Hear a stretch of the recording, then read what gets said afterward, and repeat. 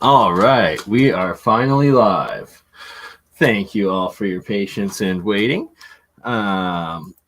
Today's topics are going to be how to make your own Keshe pain pin coils. They're essentially triple solenoid copper coils, as well as going over some of my experiments, and I'm going to be making attempts at a new type of battery out of the saline solution, essentially like a hybrid, more advanced Baghdad battery, and also the coils. And Bob Greenyer has been doing a lot with such topics as this, with what he calls the O-Day and the toroids. And just so happens that as you can see Bert and Ernie there, I have been making these exact same designed coil wrappings for almost a decade now, and didn't even realize what fully appreciate. And I understood that I didn't know what I was making fully at the time that I was making them, and now it's great to catch up the understandings as the whole community seems to be doing simultaneously. So, but before we get into that, let's give a little backstory of what we're looking at with Bert and Ernie here, and what I have going on. And right now it's making purely white monoatomic, what I believe is monoatomic substance and material here. And what's astounding about this one is that the anode is a combination of giant iron ferrite nail, as well as tin aluminum wrapping, and then I also have zinc wrapping and copper wire on it as well. You can see the cathode side just pumping out that hydrogen gas there like no other. And then to notice, I've had this running for about 2 hours now, and the bottom area completely white, coming off the anode side that is zinc, iron, and copper and aluminum combination. And there's one layer at the top, which is the aluminum, I believe, that turning gray there. But the rest of it, and especially that there's the iron in it, and it's not oxidizing at all in this reaction, and just strictly the pure white monoatomics being formed off of this. So this is a very positive beginning. And throughout this, we will play some other researchers' videos, such as the Bob Greenyer. And yeah, you can see that in my coils here, wound exactly the same way. You're going to hear Bob describe how he has iron ferrite inner wire coil there, the very first material wire that is being coiled in his toroid coil, triple solenoid coil windings design, where this coil I'm currently showing of the same wrappings. Instead of the copper on the outside, I have copper on the inside, and then iron ferrite wire on the winding on the outside. So I am just going to have to reverse that, and then I have the identical same coil design wrapping that Bob Greenyer from Martin Fleischman is currently advancing on. And I made this coil that I'm holding right now over 5 years ago now, and now we're finally understanding and learning together what we're going to be able to do with these wonderful things.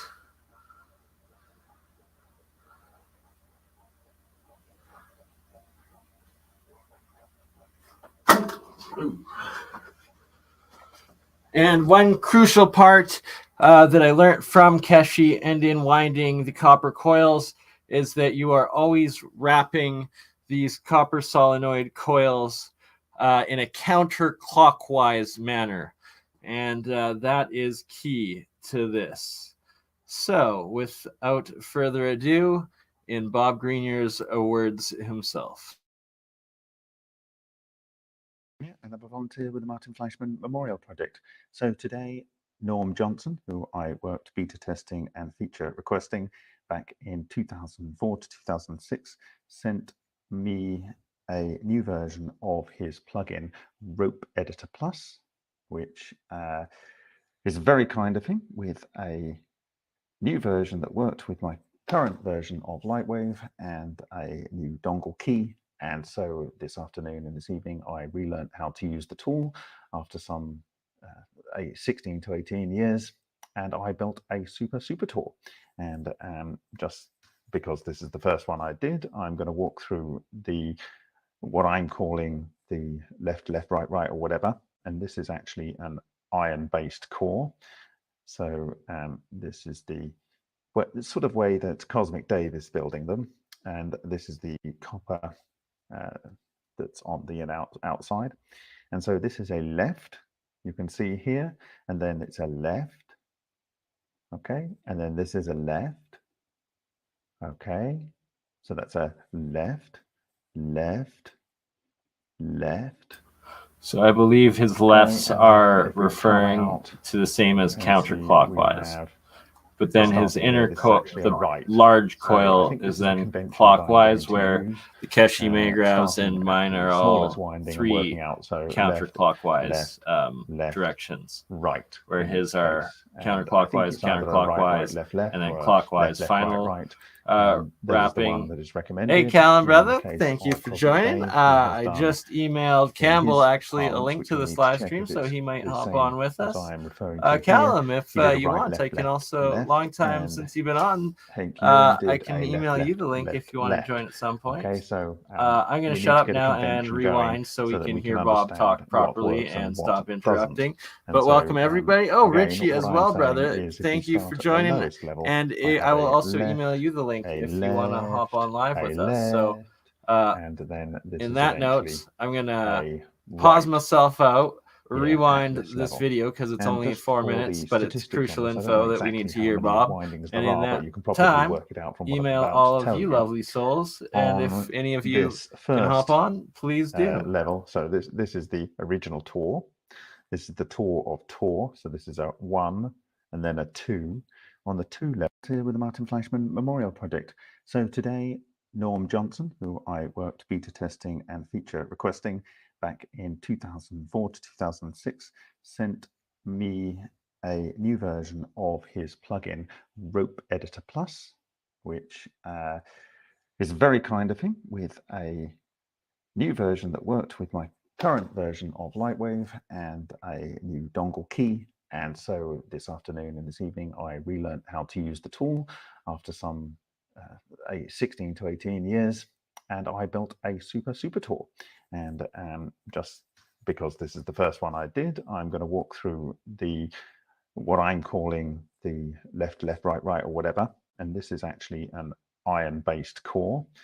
So this is the sort of way that Cosmic Dave is building them. And this is the copper that's on the outside. And so this is a left, you can see here, and then it's a left, okay? And then this is a left, okay? So that's a left, left, left, okay? And then if we come out, we can see we're starting here. This is actually a right. So I think this is the convention that I'm going to use, starting at the smallest winding and working out. So left, left, left, right in this case. And I think it's either a right, right, left, left, or a left, left, right, right. That is the one that is recommended. In the case of Cosmic Dave, he has done, in his parlance, which we need to check if it's the same as I am referring to here, he did a right, left, left, left, and Henk Ewan did a left, left, left, left. Okay, so we need to get a convention going so that we can understand what works and what doesn't. And so again, what I'm saying is if we start at the lowest level, I have a left, a left, a left, and then this is eventually a right here at this level. And just for the statistics on this, I don't know exactly how many windings there are, but you can probably work it out from what I'm about to tell you. On this first level, so this is the original Tor. This is the Tor of Tor. So this is a 1 and then a 2. On the 2 level, you have 24 divisions around the outside. And then on the 3 level, you have 24 divisions around the outside. I just paused it there again momentarily to point out this is crucial information. Bob is talking about of how his coils are in segments of 24 wraps per 24, 24, 24. This number is absolutely crucial in windings and harmonics and just electromagnetic generators from what I've seen over the years in general. I'm going to start experimenting some of my windings on the 24 basis as well. It is actually digital root 6, 3, and 4, I guess. Or 6, digital root 6. Most all of my Keshe coils and what we will be doing tonight, I always do in series of 9s. That's what. So this is the major difference. But I've seen many others people's works who do in the 24, and with especially when using magnets, the 24, 12 south, 12 north, alternating direction seems to be key in making these coils and also in the wraps. But yes, I've always done in sets of 9. So I do the coils in 9s, or right. So then something like this, it's 9, 9, 9, 9. So 27 in total. And yeah, the Keshe magrav coils, it's like 81 on the inside coil usually. And yeah, so 81 on this one. This actually is a bad example because it's not the right size, but these are all in 9s. But this one's 81, and then usually the standard second sized one is 144. Where this, I believe it's like this one's probably 45 or 54 windings. This one's a 36. And yeah, anywho. So I've done in series and sets of 9 in coils here, Bob Greenyer, as well as, oh gosh, I forgot the original researcher's name that were Hank Jurin also does his windings. He's the one that has this coil already built. It's the next video I'm going to play after this one. And he also does in the 24 series windings. A thing to point out also is that I believe Vincent in his flywheel of Ed Lead Scallon Coral Castle build, his horseshoe unit magnet setup is 24. And there's higher dimensional vortex mathematics involved in both the 24s as well as in the 9s.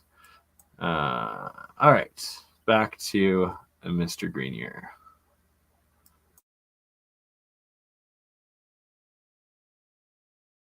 And then on the 4 level, you have 24 divisions around the outside. So this is a loop 24, 24, 24. So I think you can work out how many individual coils there are. And that's about it. So thank you very much for your time. And I will update with other versions of toroid for people. And I'm a volunteer with the Martin Fleischman Memorial Project. So today, Norm Johnson, who I worked beta testing and feature requesting back in 2004 to 2006, sent me a new version of his plugin Rope Editor Plus, which is very kind of him, with a new version that worked with my current version of Lightwave and a new dongle key. And so this afternoon and this evening, I relearned how to use the tool after some 16 to 18 years, and I built a super tool. And just because this is the first one I did, I'm going to walk through what I'm calling the left, right, or whatever. And this is actually an iron-based core. So this is the sort of way that Cosmic Dave is building them. And this is the copper that's on the outside. And so this is a left, you can see here, and then it's a left. Okay, and then this is a left. Okay, so that's a left, left, left. Okay, and then if we come out, we can see we're starting here. This is actually a right. So I think this is the convention that I'm going to use, starting at the smallest winding and working out. So left, left, left, right in this case. And I think it's either a right, right, left, left, or a left, left, right, right. That is the one that is recommended. In the case of Cosmic Dave, he has done, in his parlance, which we need to check if it's the same as I am referring to here, he did a right, left, left, left, and Hank Ewan did a left, left, left, left. Okay, so we need to get a convention going so that we can understand what works and what doesn't. And so again, what I'm saying is, if we start at the lowest level, I have a left, a left, a left, and then this is eventually a right here at this level. And just for the statistics on this, I don't know exactly how many windings there are, but you can probably work it out from what I'm about to tell you. On this first level, so this is the original Tor. This is the Tor of Tor. So this is a 1 and then a 2. On the 2 level, you have 24 divisions around the outside. And then on the 3 level, you have 24 divisions around the outside.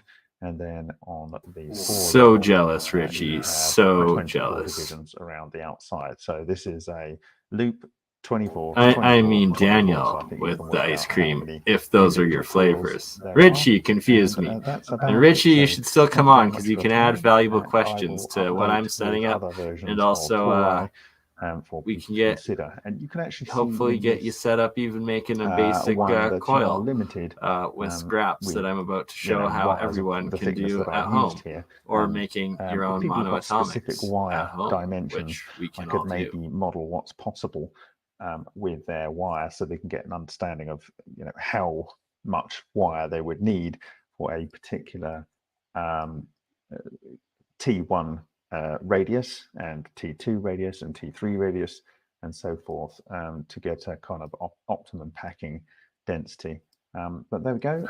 Welcome, Jeremiah. I 3D also sent you the link to join. Tool that I And modeled using if you didn't catch the beginning of the stream, in I'm gonna Mutex pause. Lightwave.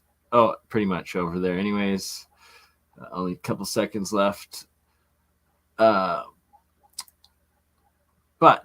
that specific windings and setup that if you see here with the one I have right here, it's actually the exact same design as Bob Greenyer is now showing, demonstrating, and about to be studying.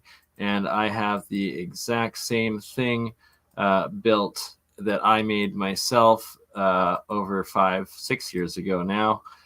Just funny how things work out. I knew at the time that I was building it, I didn't fully understand what it was or how it works, so I should not mess with it, and was waiting till the right time came. And now it seems that there are several people after Hank Jurin's replication of it, and now sharing with Bob that we'll all be studying this together, and I will actually start experimenting myself with running energies through these coils and hooking them up properly.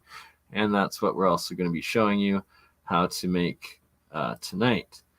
And let's now go to Bob's video of it, or sorry, Hank Jurin's video of the coil. So here he has 24s wrapped in 24, 24, 24. I'm not sure if he has it, if it's inner copper wire or if it also is iron ferrite like Bob intends to do on the first inner wire wrapping of the solenoid series and material. And Hank here already clearly has the actual unit built and is beginning to experiment with them and observing lots of promising anomalous results. So I'm going to shut up and let him show and describe what is going on. This is my coil set up with now 32 coils, turns like this, and it's a left coil. It's a 4-tor toil, 1 torus, 32 windings, another level 24, and the lowest level 24 turns. It's a left coil because when you go in, you follow the current, it's going in and then it's turning like this, it's turning like this, it's turning like this, and that's 4 times. So this is, I believe, the definition of the 4 left type of coil. The dimension is a diameter of 16 centimeters, 32 side by side. I measure it with the tri-field. It's measuring now 0.1.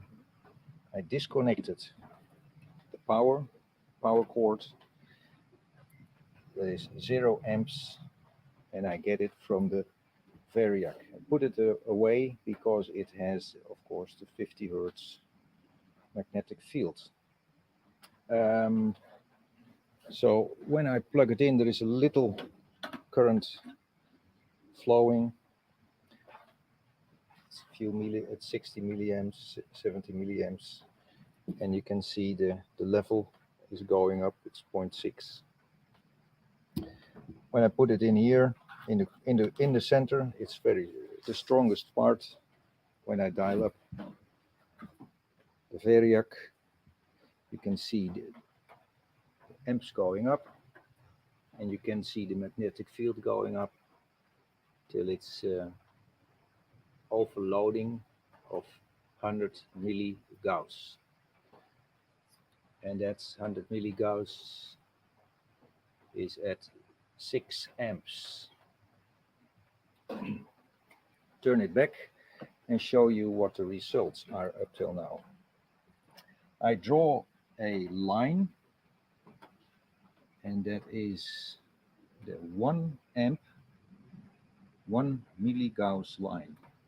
It's going from the left to the right to the left, and then when I measure the number of centimeters to the center, on the left it's 30 centimeters,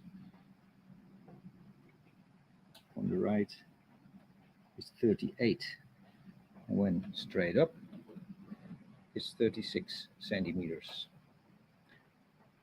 I think it's strange, but okay. Then I have, it's the 1 amp 1 milligauss, 2 amp 2 milligauss, 3, 4, 5 amps 5 milligauss. And I put some dots on the board, and it's going out of the board on the right. But when I follow the line, it's going to be all on the same place on the left. So this is very strange. And then when I take another one, it's the 1 Gauss and 5 amps. It's going out of the board way up. And I've been thinking, what can it be? Well, there's only one thing I can think of right now, and it's the metal roof.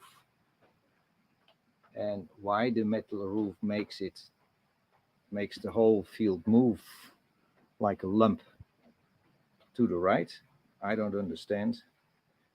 I can measure something down the table, and then it's going strange again. So it should be a 3D model of the field lines. It's difficult. That will be a very difficult one.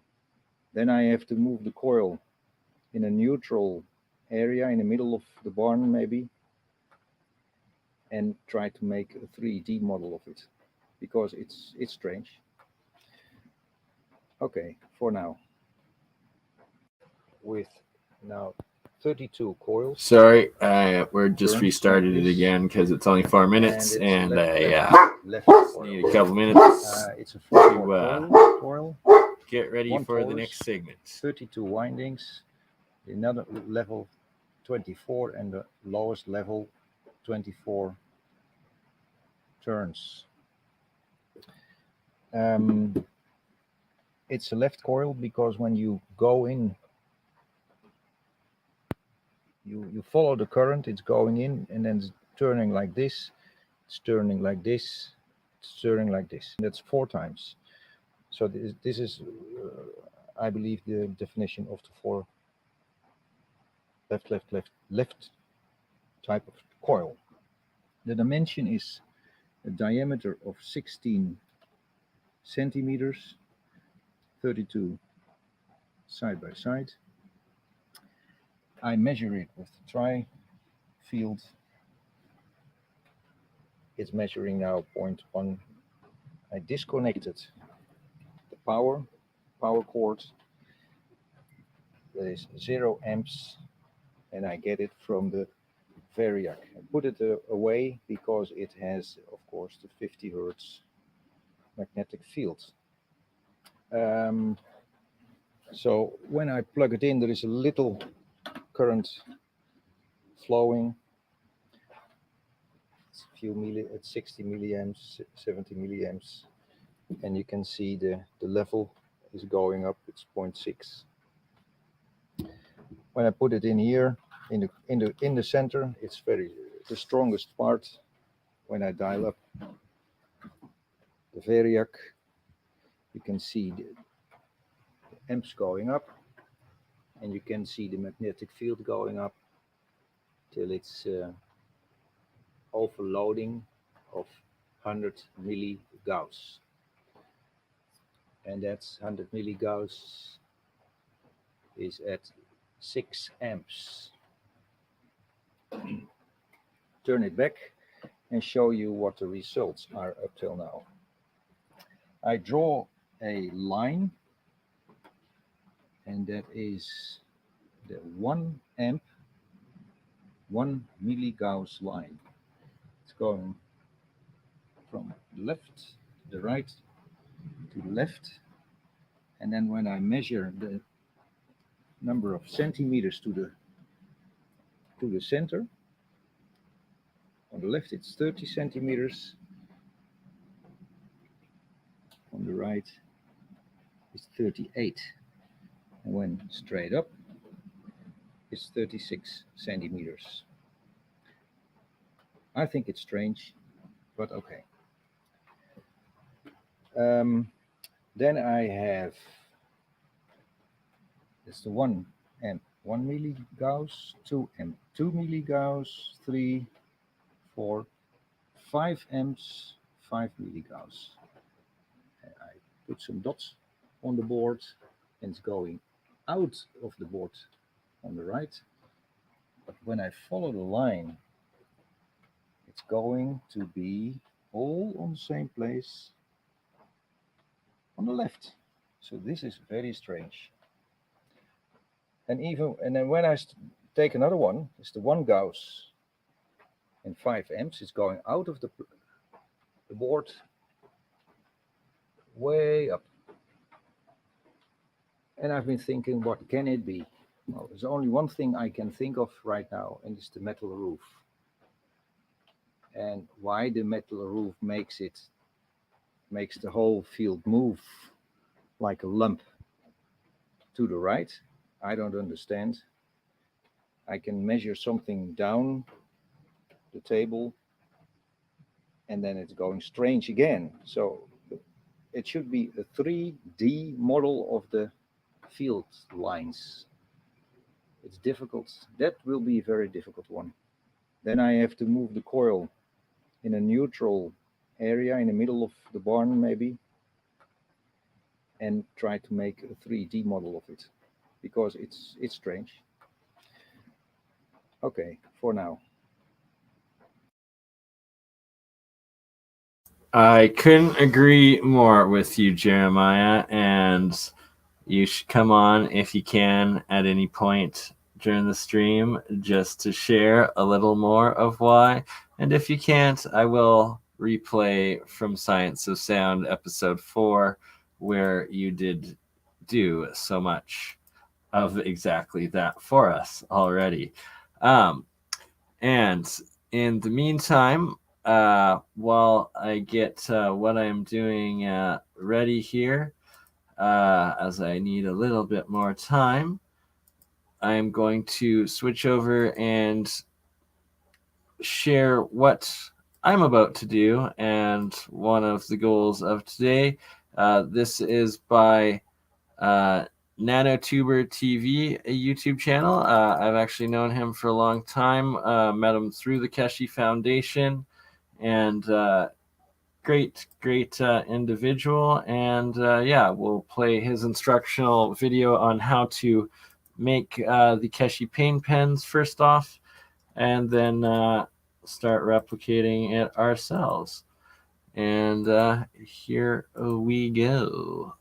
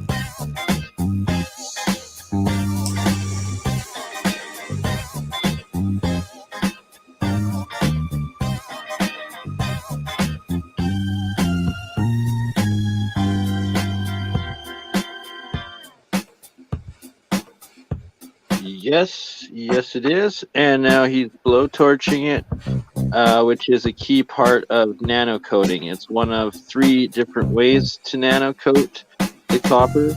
I'm showing another nano right now.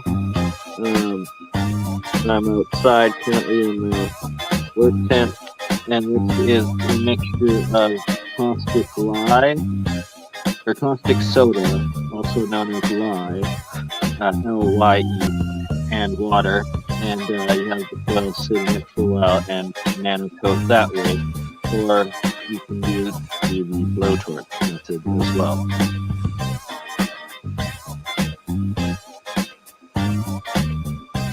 And what I have sitting in this specific dry is one wrapping of the outer coil of a magrav Keshe coil. It's 144 wraps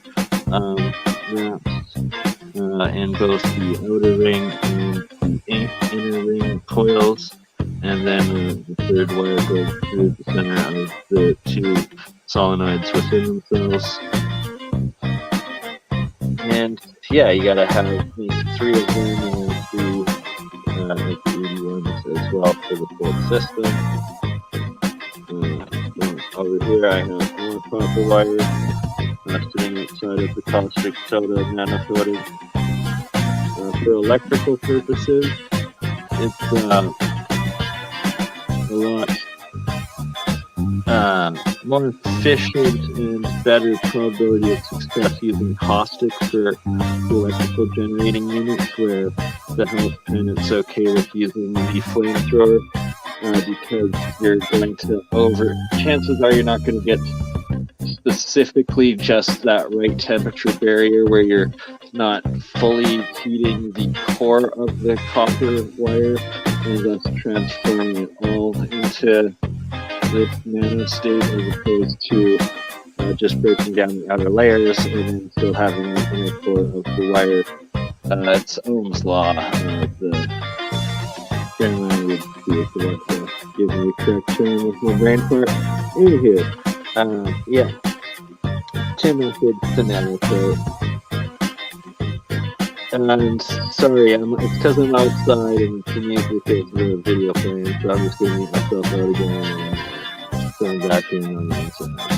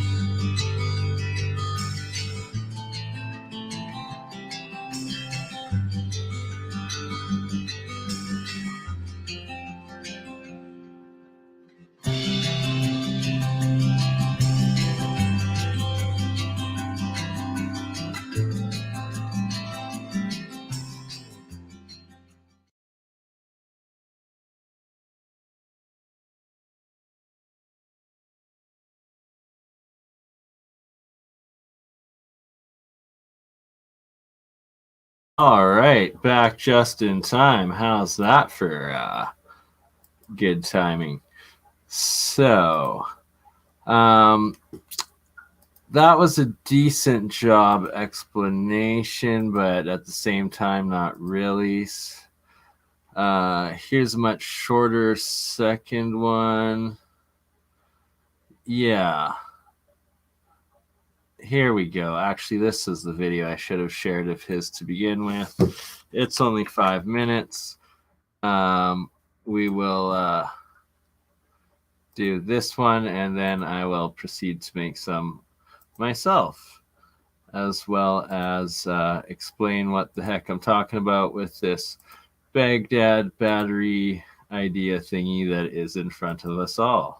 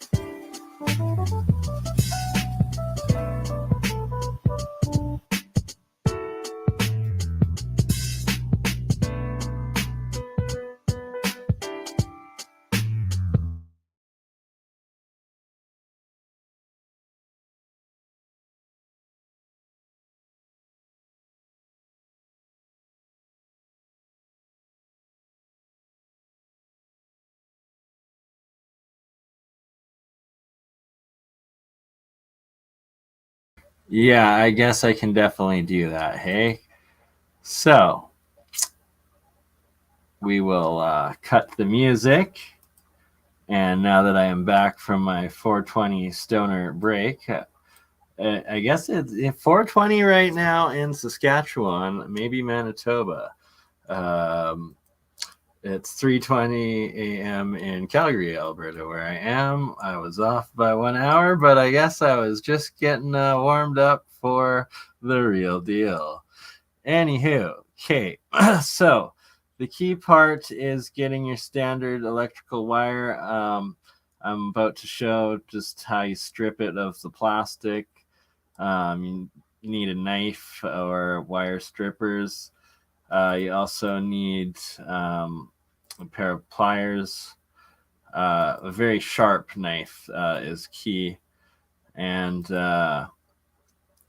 also a blowtorch for doing the nano coating to the point that it gets to that black color. Thus, you're breaking down the outer covalent bonds to the rest of the metal atoms, and thus giving it that nano layering, that outer ring, so it can interact with the monoatomic plasma state matter, as the hypothesis theory goes. And so the first, what he made here is essentially what would be your directional force or current of the energy of this plasma pane pen. And it is at the top, you see it's he's got it bent back 180 degrees into a loop, and that is to fold the plasma current energy field back into itself. And then the bottom end is the straight directional point, and I would have it where he actually has it bent there. I would actually have it as straight as possible for where you want to direct this energy field out of. And then the next step after you have that first nano-coated inner layer here is to then make the two nano-coated outer solenoid layers to go around the inner tube itself. So I guess he's only showing the first inner piece. Oh, and there we go. So the two outer solenoid windings that this inner piece would then go into.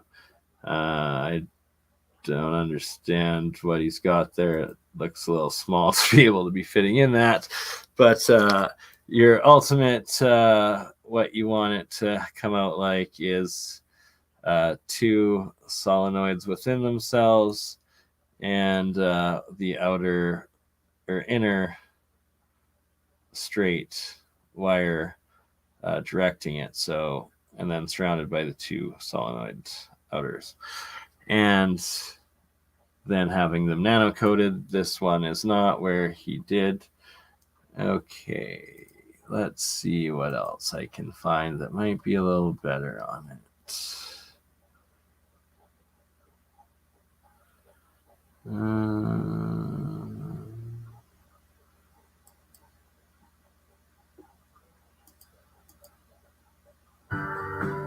Oops.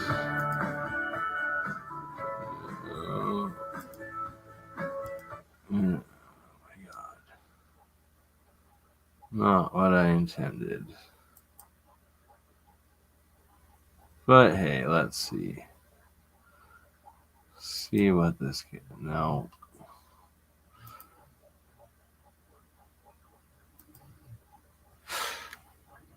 All right. Sorry about that. Welcome, Astra.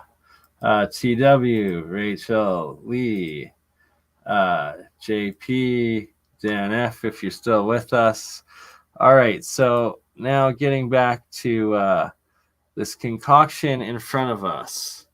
Let me show you what we are working with and the importance and craziness of it, because it's actually going nuts on the cathode side. The amount of hydrogen we're producing in this little reaction jar here that has all of this monoatomic material that is a combination of iron, zinc, aluminum, and copper on the anode side, and the same combination on the cathode side as well. And when I first started making it, it was pure white for the first hour, and then it started to get this grayish tinge from the aluminum and possibly the iron in the second hour of it that it's now been going, as we've been live for an hour. So I will give Bert and Ernie the view a little more to show what they have going on next to them. Oh, thank you, Asa. And what the heck else? Oh, here we go. In the meantime, we will play some JP from the Science of Sound 4 explaining his and Dan's amazing double bifilar coil system that is very similar but different, but similar in both working anti-gravity propulsion device theory, wrappings, and manufacturing.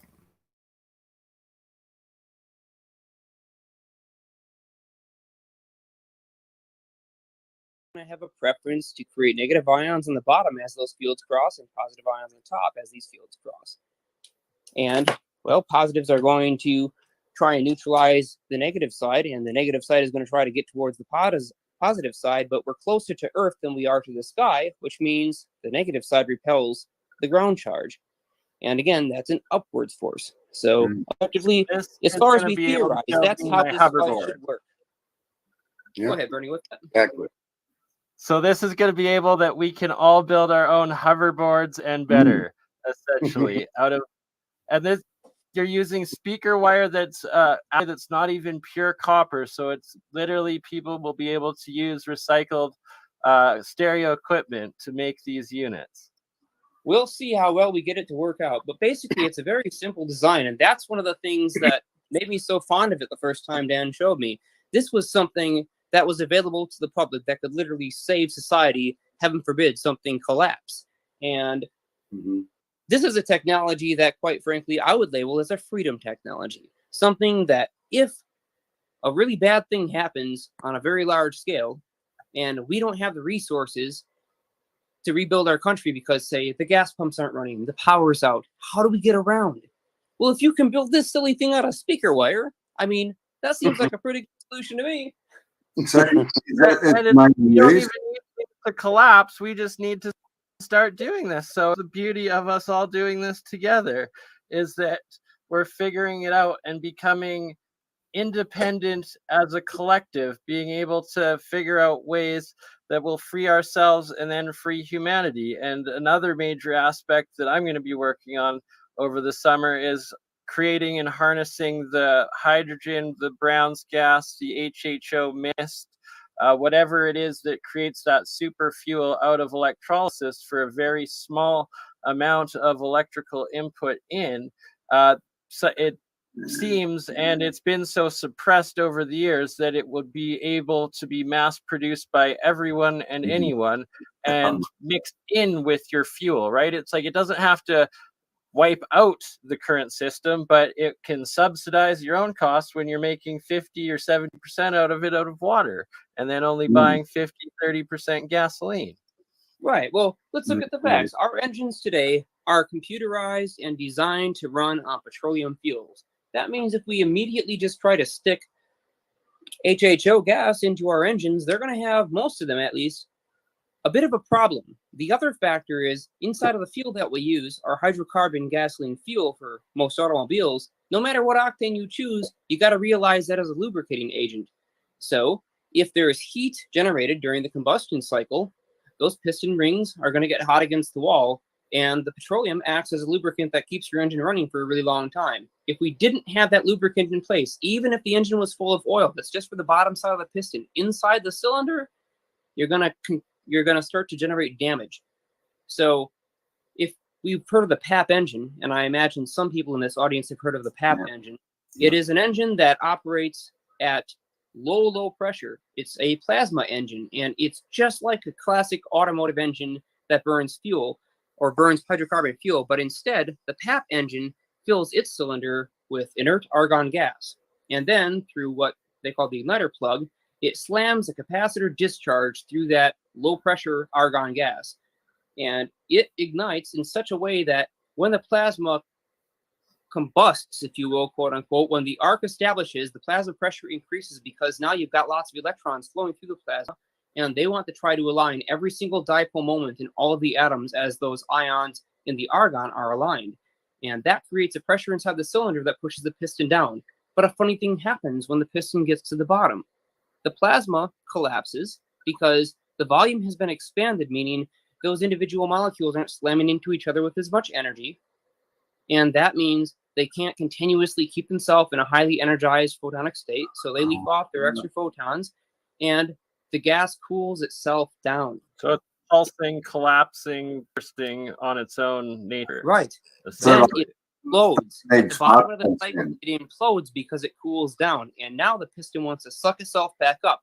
But not only does the piston get sucked up to top dead center, it also cools off the cylinder walls. Oh, wow.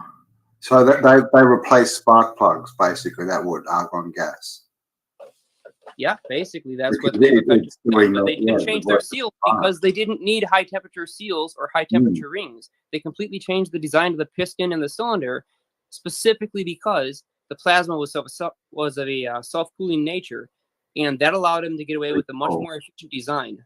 So In what fact, about it was about, I guess, several 100% efficient, according to the claims, if you believe them. what about old motors then, like 80s and before motors? Are they?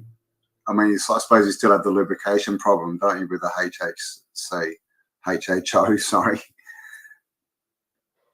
Yeah, for the most part, you still would, even if you do. I burn heard small diesels percentage are good gas. for it. Is that true that the diesel engines can easily be converted to the HHO? Yeah, what are the biodiesel? Diesel engines are a little bit trickier because you need to remember that they do not have a spark plug, meaning that this highly flammable gas being injected is not going to be trigger ignited. There's a glow plug inside there, which means the thing has to physically compress that gas to the point of self-ignition. So diesel engines are significantly more difficult to convert than a regular gasoline engine, which does have an igniter. All right. So the main use of the pancake, the double pancake coil thing there, is that like transportation, like levitation engine kind of, rather than free like energy, rather than actually giving an electrical current you can tap? Well, there's two ways to look at it. If we allow it to rise into the air and it's going to push against the charge that's underneath it and create its own lift force, it's going to use up, as it's lifting, all the energy that it's accumulated. But now, if we had this same system operating and we forced it through on a flywheel to take a circular motion, then we can force the energy differential back out of the system, creating a sinusoidal oscillation that we can tap. Cool. Very good. Nice thinking. And I've just got to say, it looks, does that fit inside the ball? Because that looks suspiciously like, like an energy field with a spinning inertial plane in the middle of it, if you put all those three things together. Oh, Dan would tell you that's exactly what it is. You nailed it, brother. And the half hemisphere, each of those are magnetic monopoles by themselves. And now it's you so have full control. And so, is that a model of the Earth? Is that us on that middle plane in the middle there, spinning around? Right, you're at the conscious center. Wow. Okay, so And what about it looks an awful lot like the Keshe ones too. That sorry, just one comment, that it looks an awful lot like the Keshe reactors, where they put bismuth gold titanium combination in between it and have it react, and then pulsing that with some. Gonna pause this one there, and then as I was showing Bert and Ernie there, showing off the crazy amount of what's probably Brown's gas mixed with hydrogen, maybe the H4. That's what I need the funding in the labs to actually start testing and figuring out, as well as if this was some monatomic, diatomic, triatomic plasmoid combination metamaterials being formed here. A key part, though, is that there's no oxidization so far. Like the copper hasn't greened, and the iron hasn't rusted, oranged at all in this continuous reaction. And eventually, at the end of this electrolysis process here, I'm going to be disconnecting it from the 5-volt AC source, and instead wiring it and connecting the two anode cathodes into themselves in this mixture, and in a way to hopefully be able to power an LED, as well as get some testing on what's being produced and going through it, as I suspect that there is. Also, I showed a couple spark gaps there, and I suspect that these are old, and I gotta actually go get me some brand new ones to make this next project. But I am doing it, and I'm working towards actually doing this project upcoming fairly soon, and or one of these similar with the speaker connected to spark gaps and some copper solenoid connection through it, and claim to be able, what looks like it powers a light bulb. So it looks like an easy build to try to replicate and see. And I am planning on doing this in the next month or so, because hey, if we can get some simple materials that recycle salvaging electronic parts, magnets, copper coils, and spark plugs, and turning it into a limitless, free, endless power lighting, it's both good for the environment, good for reduction on the grid, good for not wasting pollutive, environmentally destructive petroleum fuels to generate electricity in the first place, a little bit out of your pocketbook, and the preparation always of in case shit hits the fan. And on that note, I'll play this through.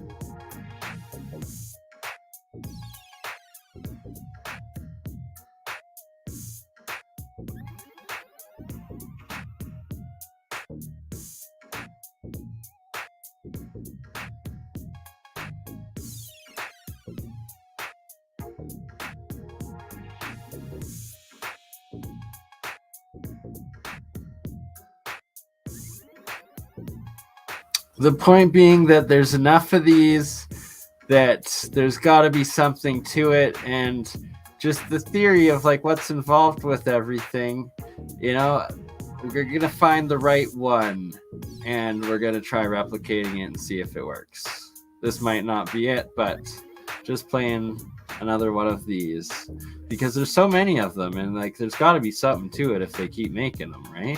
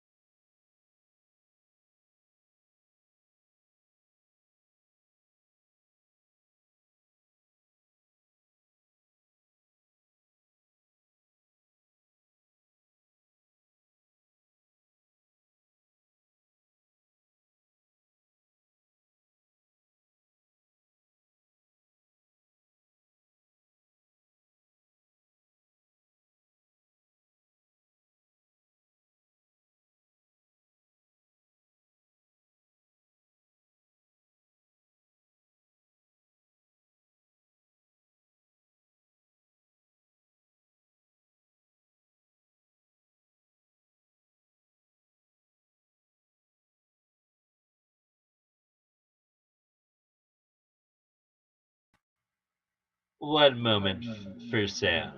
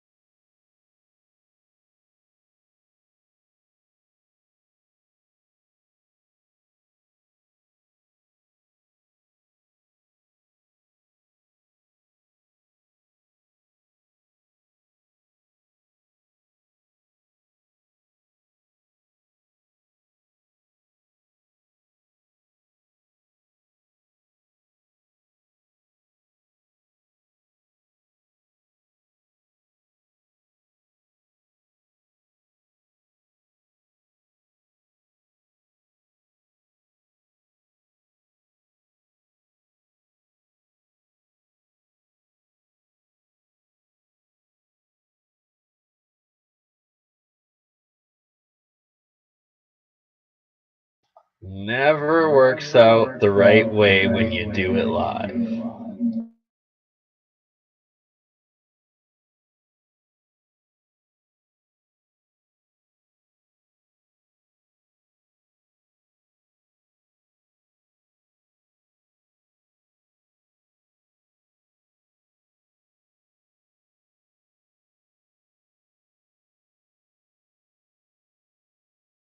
All right, sorry, now I can have better sound again.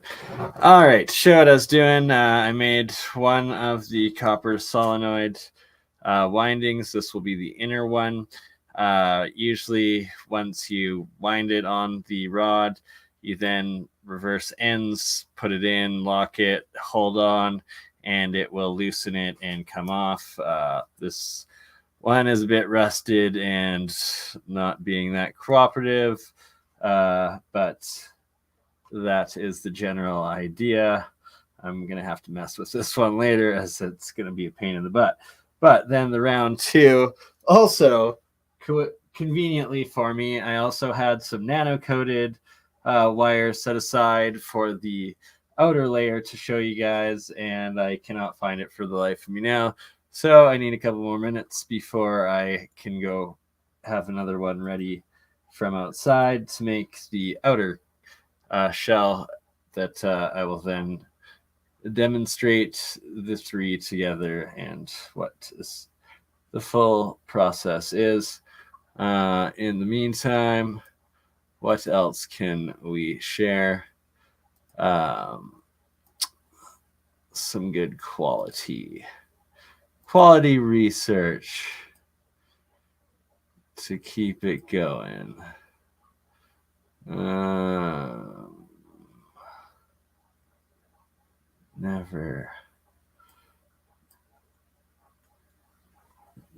Never goes according to plan when you have it set up live. You know, you can have made something, done it 100,000 times before, and then as soon as you try to going live, it always Murphy's Law, something will happen. Okay, enough of my rambling. What are we going to play?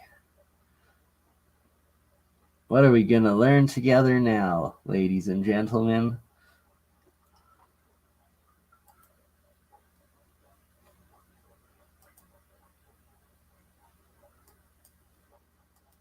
Hello, Overbuilt. Welcome. Currently just doing some solenoid copper wrappings and windings, as well as about to go on to back focused onto the hydrogen plasma electrolysis battery and stuff. Jeremiah, are you sure you can't come on for a little bit and do some sharing and some explanations? and or Dan Goodsir.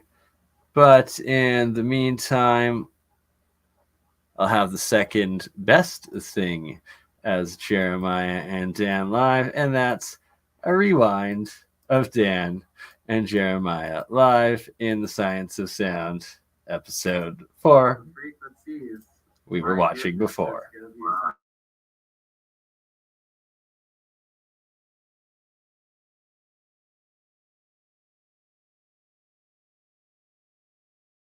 I don't need to I've change never the tried this subject place on before. this. I mean, like, I'm just literally ringing this up right now. I've not ran this like this before, so I figure, oh, what's the worst that could happen?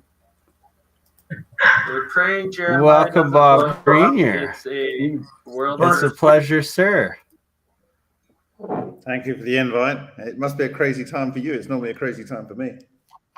Yeah, I'm a bit of a nocturnal beast by nature, and it's about 4 a.m. here in Calgary, Alberta right now. Yeah, that's kind of when I normally go to bed. Nice. Right? There's never enough time in a day, so it always goes into night. Oh, it's me. My mind gets clouded by other people's thoughts. So as you can see here, I've got some identical windings to what you're currently working on. And this inner one right here is actually ferrite outer wrapping and then copper inner core wrapping, inverted of what you're currently proposing in my next project to build and do. Very nice. I love the way the universe works, because I made it like at least 5, if not 6 years ago now. And is there any way you can get a closer shot of? Is there any way you can get a closer shot of it?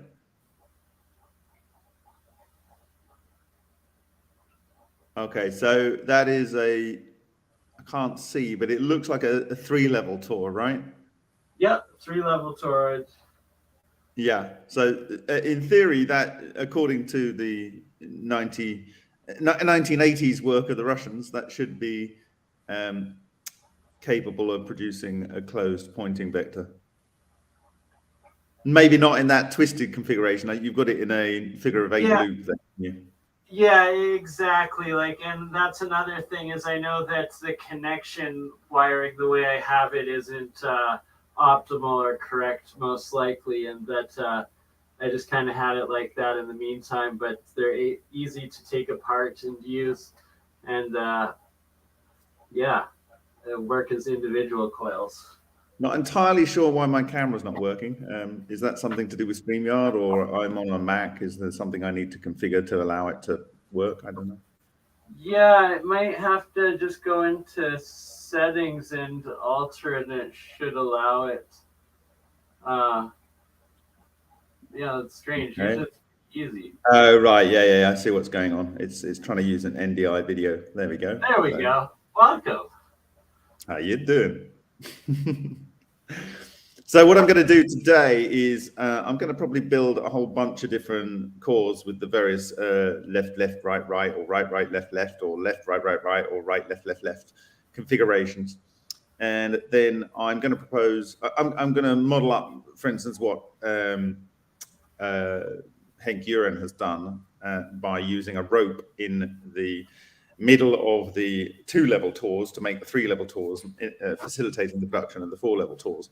And then I'm going to swap it out and do a bit that Cosmic Dave is doing, where he's using the type of hosing that you would use in plumbing a fish tank or garden things, these kind of like polypropylene or polyethylene tubes. And I think those, if you can get one that like you've got there, so he's got rope in his 2nd-level tour to make the 3rd-level tour, and that facilitates winding that. And of course, it's equivalent to an air, so you can see the rope there in that video, and then he's putting that around a piece of sort of plumbing. I'm proposing maybe to use something like that plumbing with a thermosetting plastic, and then inject into there some ferrofluid. And in both of the levels, tores, so that you could actually make a ferrous core on the Tor 1, Tor 2, and Tor 3. And whether that will have an effect, I don't know. But these are I get what you're saying, and it's essentially a triple induction on the magnetic aspect, but it's like a mini tokamak, really, that you're going to have running. Well, I don't know. This is for people to explore, but the purpose of putting it out yesterday, which I want, if I'd have had access to this tool sooner, I would have put out those models. So I knew I could build it with a model because I was experienced with the tool back in the early 2000s. And I just wanted to get it out so that people are on the same page, so that when people are saying left, right, right, or left, left, right, right, that everyone was calling them the same thing, so that any results that came out, whether there was an E fields or persistent E fields or persistent magnetic fields or other weird effects, then it would be useful for comparison between different researchers' work. So are you making some almost there, bubbling away? Or is it? Yeah, so when the first hour that I had it going, it was pure white. It always comes off the anode side, so I suspect it's monoatomic when it's the pure white. It started to go a bit gray now. The anode is a combination. I've got a sheet of aluminum, a sheet of zinc, as well as pure copper solenoid wrap around it, and then an iron ferrite giant nail center core of it.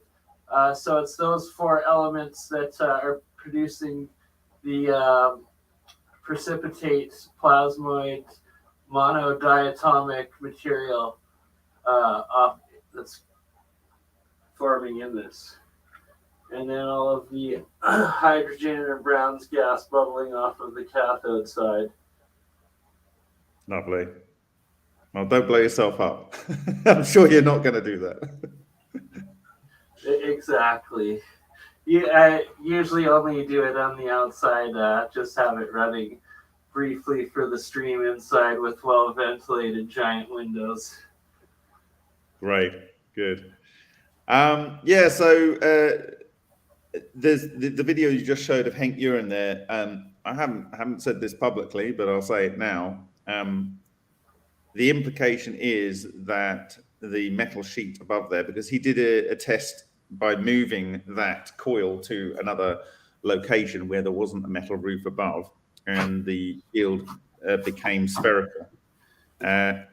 Obviously, metal sheets in sort of Swiss roll type fashion were orgone accumulators, and of course, the orgone is almost certainly relic neutrino flux, in my view. And so it could be that what you're seeing is exotic vacuum objects or things that are related to that feed off electrons.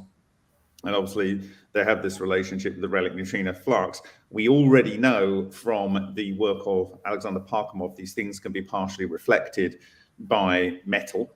And so there's definitely an interaction there. What we're seeing with that field shape bending, it implies to me that just like you can focus relic neutrino flux, then you could probably focus the fields from these coils. And if it does have a disruptive field, that becomes really rather scary, actually.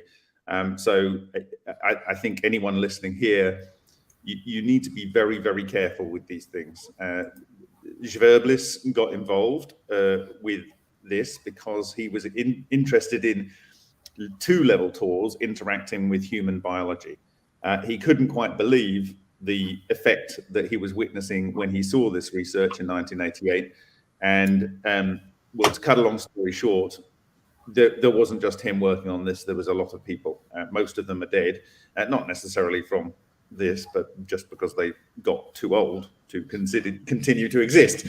However, it's pretty clear to me that these will have strong biological effects, which is why I'm encouraging people to not push this to the max, and to do observational studies, which will take time with seed growth, particularly because that is a good indicator, but it needs people that are very skilled in hydroponics, and you don't want to feed water that you're feeding the control sample through the test sample. You need to have them drip fed at the same rate from, those kind of things.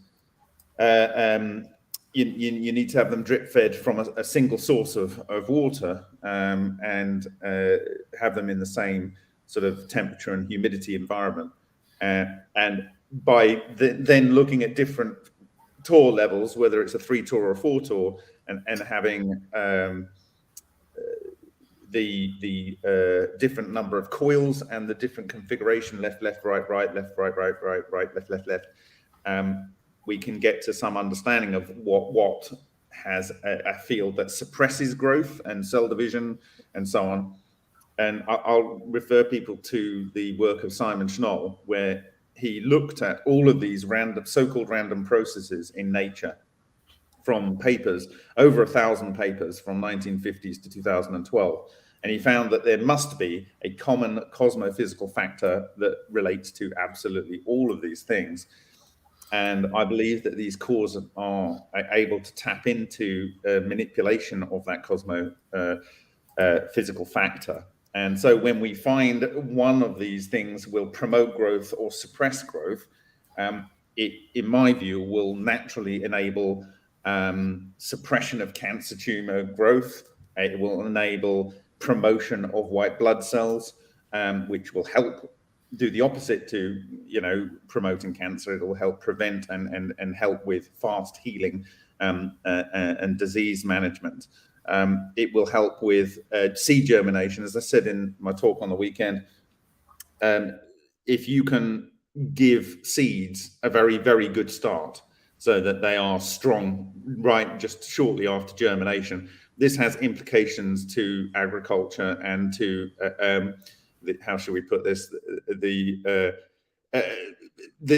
smoke market. There's all kinds of different applications that have intense value. You're so speaking my language. It's amazing. And how aware of you are of the Keshe Foundation and, for instance, like their triple magrav coils and what Keshe calls GANs, which is just another acronym for ORMUS. So ORMUS, if you think about it, is effectively it's a multi-level torr, but at the atomic level. And so I think what you'll find is that these are effectively able to harness some energy from the physical vacuum or cohere the cold neutrino condensate. And so that is, I believe, what ORMUS is doing. It would even do that if you ingest it. And the reason why this ties up is, as I said on my stream on the weekend, and I briefly mentioned this, that David Hudson said, look, we did test this for people, but, for those that already have cancer, it will accelerate the cancer. But for those that don't already have cancer, it will prevent them from developing cancer, if you know what I mean.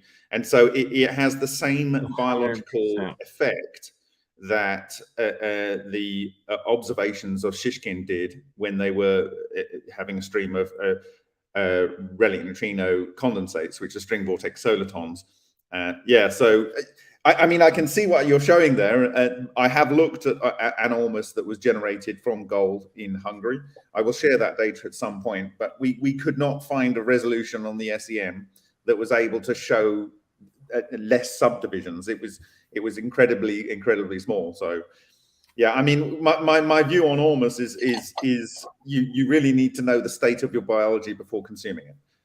Yes, because I believe that's 100% correct. The one person that I did make some monoatomic gold, zinc, copper, silver combination for their father who was succumbing to leukemia, I believe it did actually accelerate the condition of it, which was sad.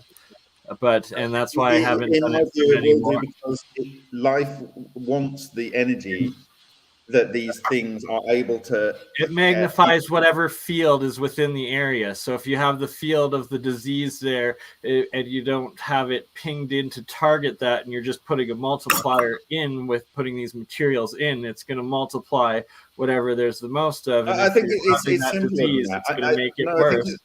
I think it's if simpler you're healthy, than it's that. good. Essentially, if you think the cancer cell wants to divide and it's got no breaks on its level of division, normal cells, the body is telling them to divide. They'll divide until they fulfill their role.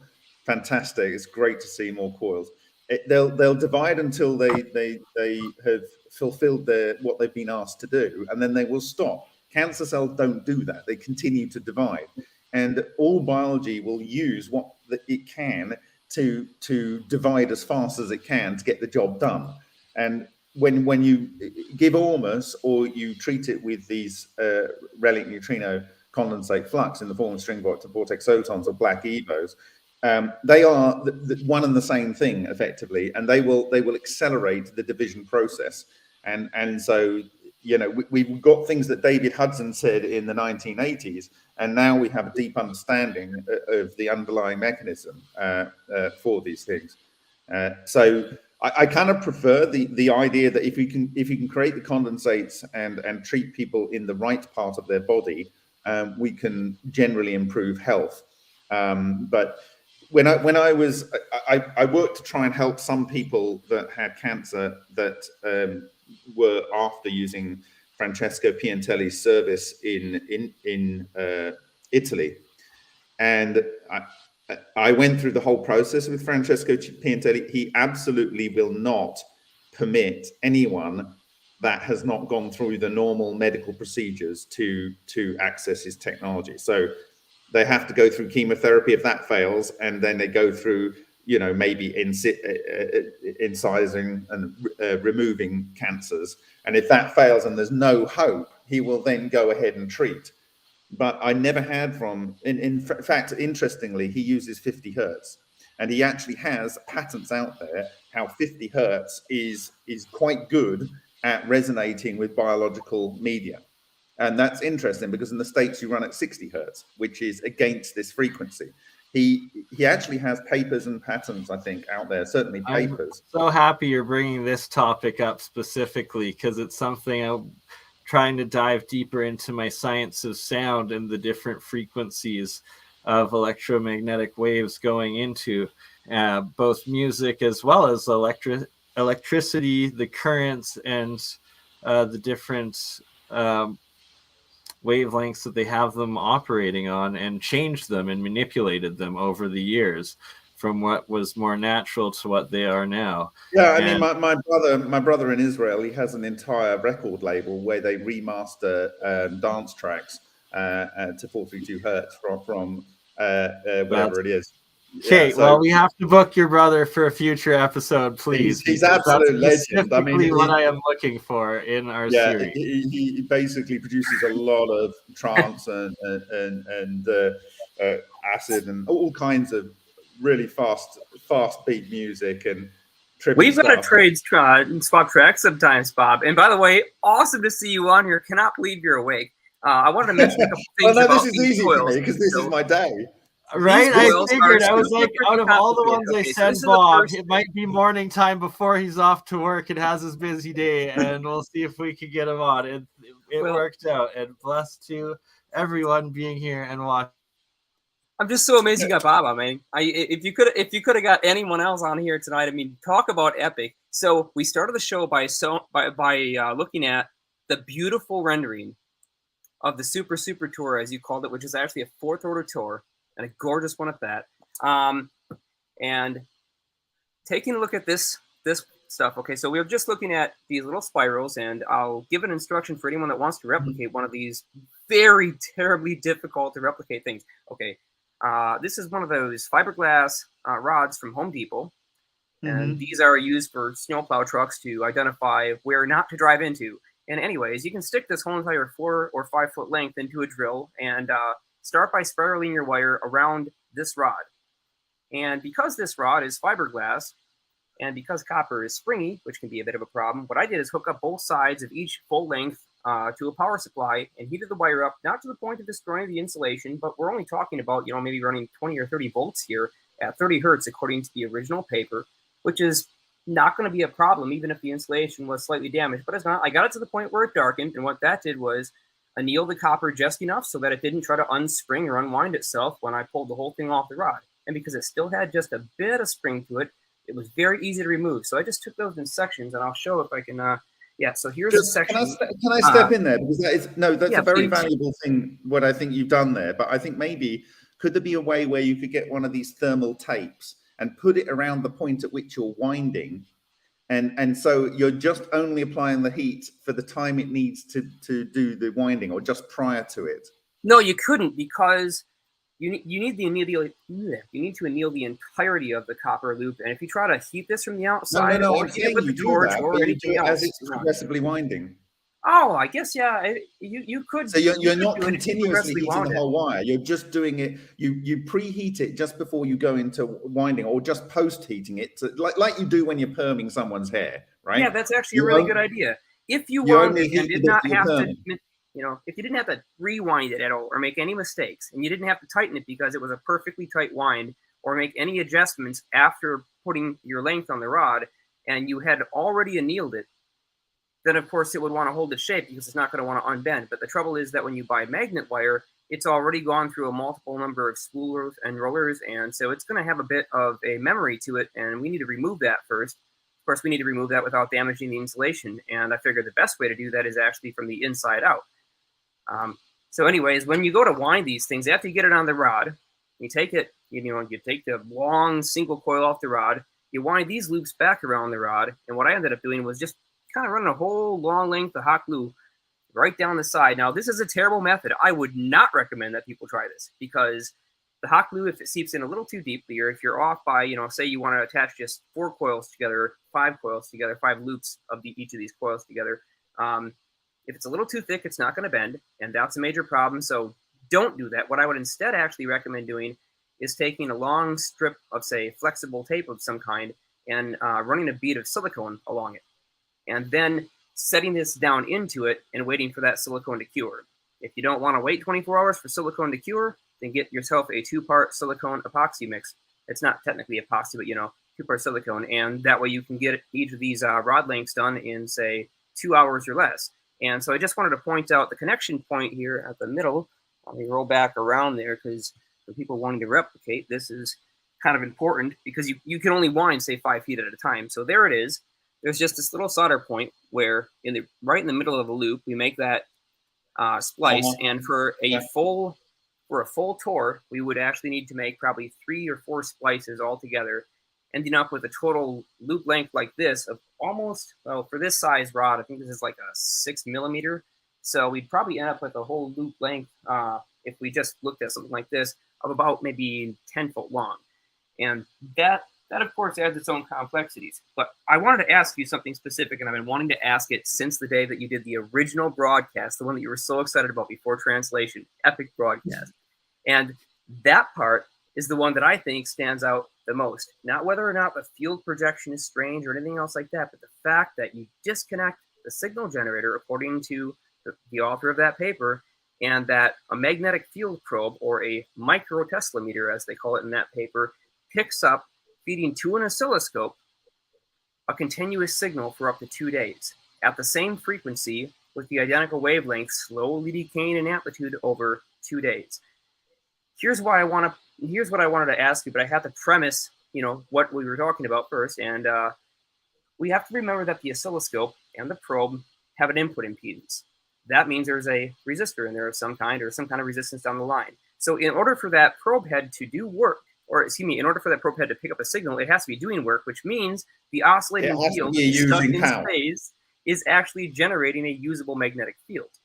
Yeah. As long as we don't swipe it out or knock it out with a spark discharge, we could be looking at a system that's upscalable, that generates a massively powerful and useful magnetic field, which continues to operate after only a small amount of input power and priming for up to 2 days. Okay, so that's what I wanted to ask you about, your thoughts on what could we do with that, and do you think that if we really tried to load that, or if we put an external field pickup coil around it that we might destroy the cluster, or that we might destabilize the natural geometry that the evil is formed, or I should say the virtual evil, if that's even what it is.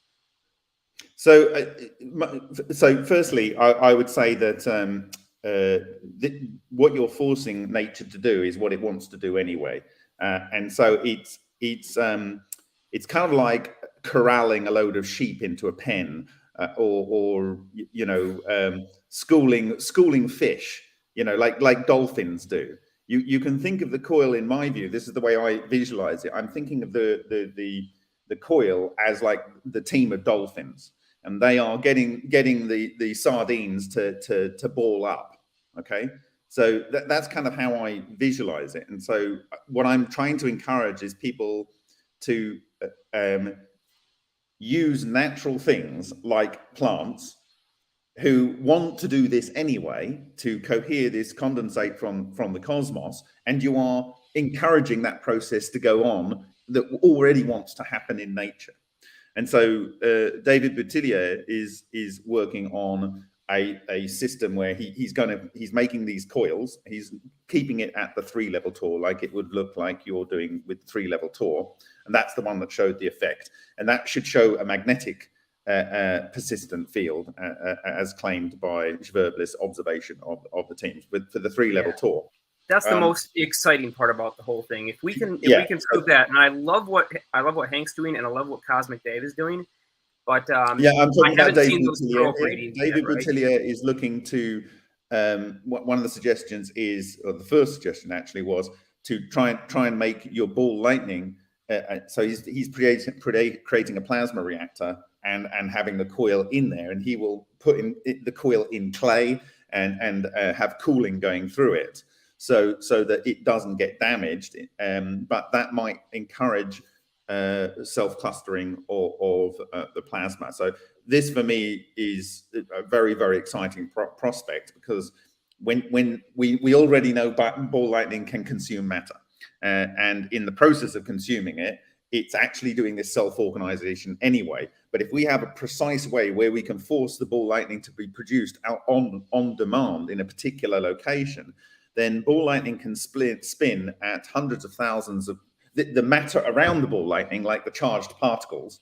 They can spin at hundreds of thousands of kilometers per second. And so you can then have a pickup coil, which may actually be the coil that you use to form it. It may play 2 roles. And then get induction back. In the case of Solin, in his 2001 patent, he created the coherent matter, which span, and then he had a single cooled induction coil to harness the direct electricity that would be generated from that effect. So, but of course, Solin used an electron beam furnace, which was it's a very large device. It's a commercial device for melting metals that are very high temperature. And he used that to create the cone that produced the spinning coherent matter, and then had the pickup coil. And so what we're moving from is that very high energy large device, and trying to get something that's very, very small that would generate the same things. So the direct electricity and energy generation is for me one of the biggest things that we can move towards. But I think it's absolutely critical that everyone gets involved with understanding which left, right, and which level of Tors will have the greatest biological effect. Because once we know what it does to biology... That's actually a key point, Bob, just to interject quickly, and that the Keshe Foundation teachings as well state the exact same, where they do triple anti-clockwise, so the left way at 3 anti-clockwise coil solenoids within themselves. And it seems that it is something, because it's the same exact parallel, same conclusion that you've come to. And what I'm saying is, this is new eternal fire. This is eternal. You only have to sit and meditate for long enough, and you will come up with this. You only have to observe nature for long enough, and you will realize this. What I did in looking at John Hutchison's work to come up with the structure is what any sentient being who was paying enough attention could do at any point in the universe. So this is not something that can be owned. it is part of, it is the fundamental root level of nature, and it is our birthright. And we have definitely, because of the archaeological record and all of the symbols of power, we have used this technology as a species long before the modern era. And so we know we can use it, right? We know we can use it because we were using it and talking about it in all of our art in the past. And so it's the most important things that get passed forward for generation after generation. All of the symbols of power, the fleur-de-lis, the yin-yang, the swastika, the Maltese cross, the paisley, all of these symbols of power are which everyone puts on their, you know, their bags and their clothing when they go to meditate and stuff. This is not an accident. This is humans trying to pass the knowledge forward to other humans, regardless of cataclysm. Regardless of cataclysm. And so for the betterment of human. For yes, the freedom of humanity. Well, for the betterment of everything, actually, because when you understand how nature works, you can understand that you can completely destroy nature with this technology. And that's what we're doing right now, this explosive destructive, where we can need to transition to the way the ancients had it and mastered it, where it's implosive, endothermic, but it's in harmony with nature, and thus it is symbiotic with nature, where what better humanity did, the better nature did, as opposed to now where we're destroying it all. And that just by each of us doing these little projects. To be fair, both making and destroying is useful. So, for instance, by using this technology and variations of it, you can take radioactive material that naturally occurs and make it, destroy it, and make it into matter you can consume. And that is creative destruction. Yeah, once we understand exactly... Oh, sorry, go ahead.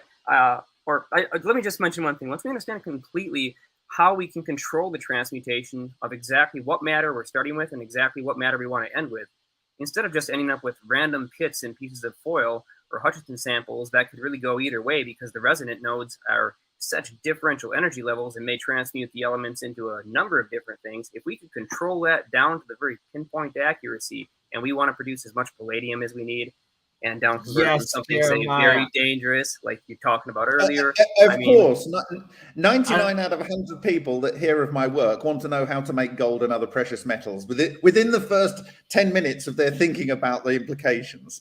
Well, isn't that the philosophers? We definitely did this in the past. We definitely did this in the past. And I'm so glad you guys are talking about this, because I truly feel that I have the theory of how to make it happen through Sir Isaac Newton's alchemy, what I've been producing on my own, and then John Hutchinson's work in getting the resonant frequencies of these metals and the harmonics of it, and then putting it into these electrolysis reactions on the anode and cathode side, and then be able to have that atomic hydrogen being formed, bond with the crystalline transmutational state that the metal is, the base metal, and then have it successfully and always precisely turn into that higher metal the atomic mass is adding to from the hydrogen going into that crystalline resonance of the metal, resonant frequency of the metal you're aiming to have.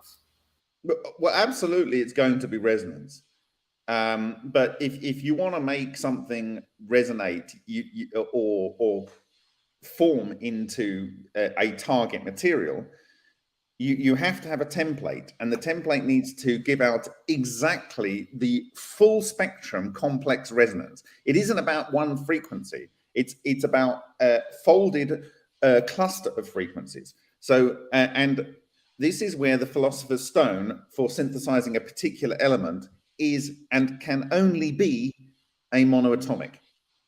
The reason being is that as soon as you get two nuclei in a diatomic cluster, they will not vibrate at the nucleus complex clustered set of resonances that the individual atom will by itself.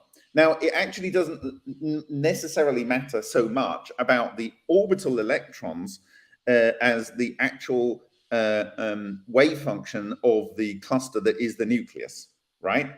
So what you need to do is be able to get that little thing to sing and then put it in. And this is why the Philosopher's Stone is basically a template. And I spoke about this in my 2016 presentation in Azizi. You can go and see it. And I say that basically at the beginning of the universe, if you believe that story, but anyway, we can have many universes beginning, but the light hasn't reached us yet from the other universes that are in another dark part of space, because light takes time to travel, and we're never going to see it, so we won't know. And then when they do merge, it'll just be another existence. But the point being is that you have this prima materia, which is just raw energy, and it doesn't know what to be. And at some point, there is self-organization that forms a monoatom. There will always be one atom that gets formed first of each of the types of atoms that are possible, given what nature can build, okay? And then let's say you have God over here. I've described this in that 2016 lecture as, you know, the different elements are like God, Buddha, and sorry, Jesus, Buddha, and Muhammad, and they're all very charismatic, and they have their own idea of how things should be. And the prima materia doesn't know what it's doing because they're just the sheeple. And they say, well, I kind of like what you're saying, so I'm going to go and join your football team. And I like what you're saying, so I'm going to join your hockey team, and so on. And you then have a certain amount. And the more easy it is to form the original nuclei, the more likely you will have some of that nuclei being in abundance. So the most simple element you can synthesize is the nucleus of protium, hydrogen, one proton, right? So it's natural that out of the prima materia, most of the material will have initially formed protium. And then you have this nature which is ontologically not happy with just protium. It builds these other structures that can progressively build other elements. And those are called suns and black holes and supernova and so on. So the clear thing to me is that nature always has an ontological will to create life, and life itself is part of creating these variety of elements. And so it likes variety. It doesn't like individual monoculture. It doesn't like monoculture. It likes variance. And you can see this when we do any of our experiments. Whatever you put in, you get a spread spectrum of elements being synthesized. Right. Yeah. Well, I mean, obviously the guy's a freaking genius. But specifically of how nature operates, and it goes into fractals always, right? It doesn't like that forced single structure, and right? There's one ring to rule them all. Well, if I may, just to kind of clearly understand you and verify, what we're talking about here is being able to generate field geometries that can physically modify the vacuum, if you will, the aether, yes, to create protomatter right out of the energy that's already latent in space-time, which means that we don't have to necessarily transmute something, but we could actually fabricate it straight out of the vacuum if we want to. From so a I've plasma spoken about sort of field, like from the ether into a plasma into a solid material sort of thing. Would that be more... Yeah, that's kind of what I'm suggesting is basically all life wants to do this anyway. So my argument is the planet is an alive organism. We are sub-organisms of planet Earth. We may have come here as a genetic... Hold on, this might be someone I need to deal with, and I might need to drop out. So give me a sec. No worries, brother. Thank you, and we are blessed for every moment with Bob. Like, this is epic. How in the world did you get Bob on here, Bernie? At this hour of the day, too. I've been back and forth with Bob for a while, trying to schedule it, and we just lucked out that I sent him a link this morning, and in it, I boastfully stated that the first segment was specifically dedicated to his most recent videos and work, and it worked out that it was morning there in the UK, and he was able to join us because you and myself tend to be the night hawks staying up. And yeah, I do not like to say other people, but I I'm definitely so enjoy stoked myself to some see. alone work time at the lab at night. So that's where I get my best work done, is when everyone else is asleep. Right, exactly. That's same for me my entire life. When all of these were built, was definitely in the middle of the night by myself while everyone's asleep, and can wind away in our own peaceful little moments, right? And if you don't mind sharing again that giant, massive, awesome one that you've made there. Oh, you mean Also, the rod that's in its halfway stage, the one that's not yes, finished? This guy? exactly. It's always a work. It The is. work It's is a always something bunch of bigger. friggin' work, and these things are notoriously difficult to work with, especially when you try to, spool them up, because they're going to want to take their own little path when you get these things into a Tor loop. And of course, the way that I wound this, the gauge of wire that I used is too thin. So my field geometry for the gauge of this wire gives me too many loops per larger loop. And it means that I would have to have a ridiculously long length of continuously linked segments of this stuff in order to make that work. And so I need to use a larger gauge wire in order to.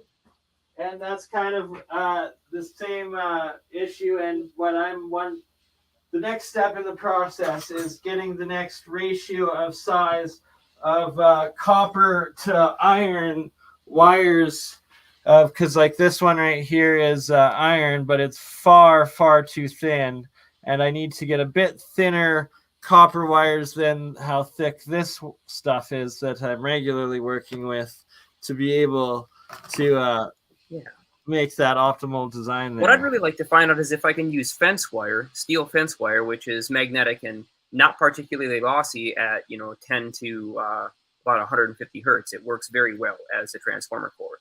And even though I prefer a non-conductive ferrite for most applications, in this case, because it's a low frequency, I can insulate that fence wire by spraying it, just stretching it out, spraying it with, like, say, black spray paint or enamel or whatever. And I don't really need to, but it's just another added measure when I wind the magnet wire around it so that I don't end up accidentally scratching the surface. But I'm wondering, because you're already talking about a regular Tor where you have that iron wire, which is conductive, not a great conductor, but it is conductive, and you have a persistent field produced by something which I believe lives in the center of that coil and is not actually part of or attached to the coil, can we just tap the energy right out of the steel cord wire? Or find out that way? If we try to short it out, for example, or if we put a measurement probe directly on it, will it destroy the coherent field that's already self-oscillating in that space? That's what I'm really interested to find out. Well, in the case of Cosmic Dave, he's shown, or it would appear, that the field self rebuilds. So, yeah, he's got a 4-level Tor, and it's an electric field. Of course, it would be with a 4-level Tor.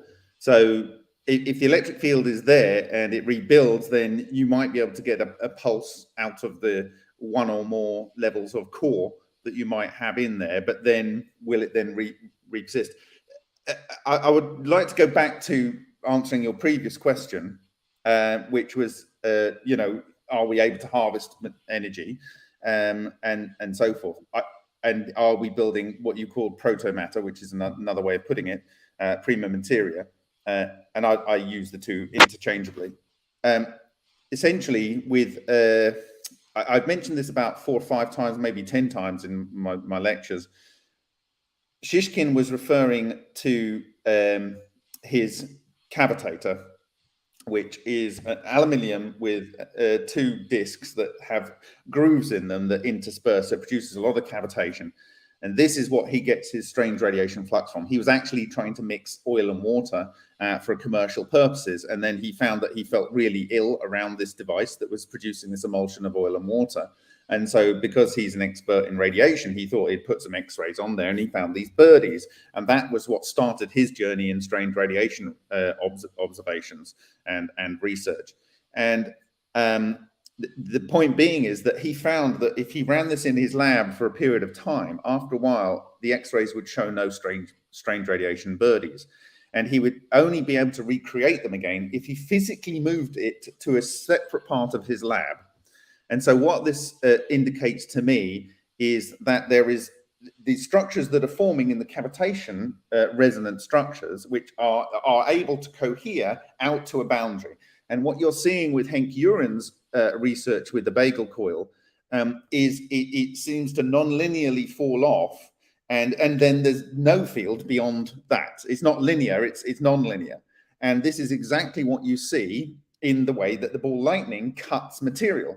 It cuts material and then it doesn't cut it at all. There's and it's non-thermal. And when you see the strange radiation tracks interact in the Vega experiments, there's no interaction, and then there's 100% interaction.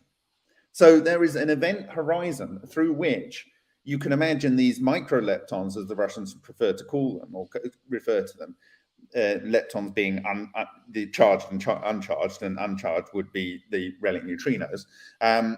They are able to be influenced. They don't get influenced, and then within the field expanse of the structure that's able to cohere into coherent solitons of relic neutrinos, they are 100% cohered. Now, we already know from Xu Wenzhu's work that in a three-body alignment, there is some reflection and refraction of these relic neutrino flux. He didn't know that it was that, but this is the observation he had.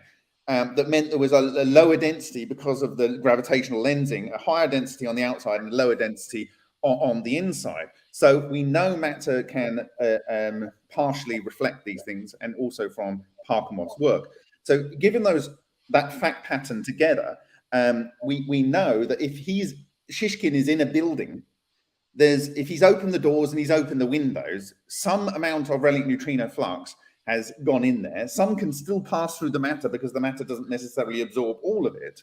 But there is a point at which his device is cohering all of the relic neutrino flux that's already within the event horizon of the thing that's doing the coherence. So he has to physically move to another part of the same lab, which has got closed windows and everything, to be able to continue to cohere.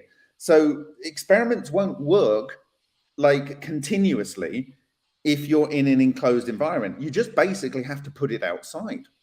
And so people will, and you can already see the effect of just a metal sheet in Henk Uren's work, right? And so you will probably need to run these generators out in the open, because what they're doing is you're stealing the relic neutrino flux that the Earth would otherwise consume. It's ironic you say that, because just earlier today I was having a conversation with a good friend, a system I will be verifying fairly soon, and he's got an energy system, or an energy converter system, if you want to call it that. And we were just discussing whether or not it actually needed to be in an open environment, or if it would still work fully enclosed. And we're going to find that out soon enough. So I'll be testing it, starting out in an open environment, checking the coefficient of performance and verifying it all on log meters and data. So we'll find out live. We'll probably do a live broadcast. Well, I guess it's up to him. I'm not the one that invented it, but I will be verifying it properly. And we're going to find out if it can operate in an enclosed container, or if it really does need that open environment. Because your story, what you're telling me right now, is very similar to many other things I've heard, where it seems almost as if it leaves a ghost image or something in the environment that's almost geostatically locked. I wonder if it's connected to the matter in that region, because if it is, it would make sense that it's connected to the ground. It's going to be really hard to get rid of that. But if it's connected to the shelf or the walls or the fixtures of the room, you've got to think that everything, we know that this, whatever is being influenced by these structures, is able to move matter along with it, because you see that on the damage patterns on the inside of the Lion quartz reactor. Okay, the thing itself is not rotating, but it's moving things around it. Now, if you can imagine the neutrino sphere, the relic neutrino sphere of the sun, right? That will be moving with the sun, and probably that's what is moving us around the sun. That our orbit is relating to that.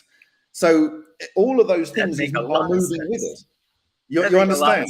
Yeah, that really does. That would actually make a lot of sense. While you have various bands like that, if this thing basically has a field that itself has a very sharply defined information horizon, and these things can stack up upon each other, it would make sense why we end up with some of these strange phenomena on a very small scale and large scale. There is a diffusion, because we know there's a diffusion, because you see this sidewise movement in the brass plate of Xu Wenzhu's experiments. And we see in 1954 the changing from oscillation in the Foucault pendulum of Maurice Elias.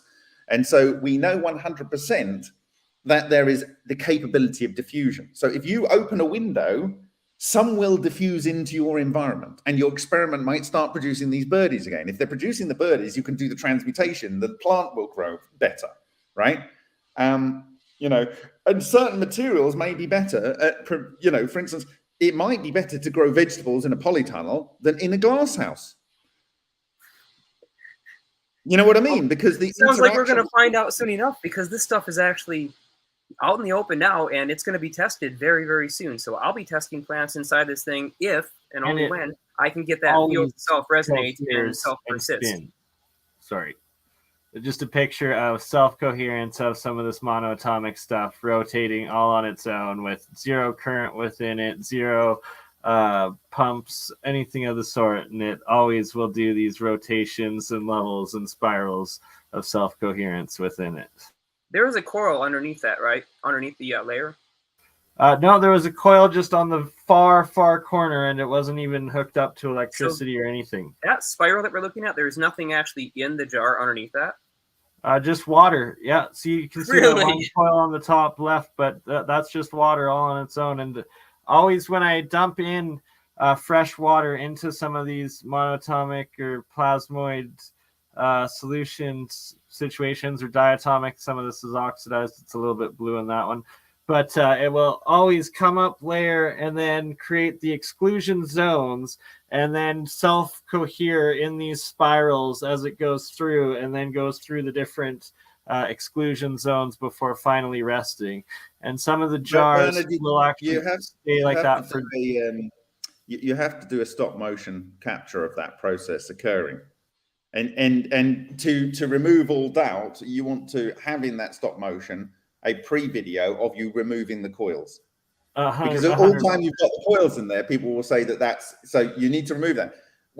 I would expect that there will be. I've got lots of videos of it just in jars with zero coils or anything of it, just strictly in a jar with no electricity, no coils, nothing, just the material. And it's doing that. It's doing that spiral. Yeah, doing spiraling like that, like crazy. I agree with Bob, man. Set up something to take a picture. I will. Every, say 1 minute or 10 minutes. We'll show some old shitty smartphone that allows you to take a picture every once in a blue moon. Strap it to a USB and get it to take a 50-day sequence of it, in a controlled light box.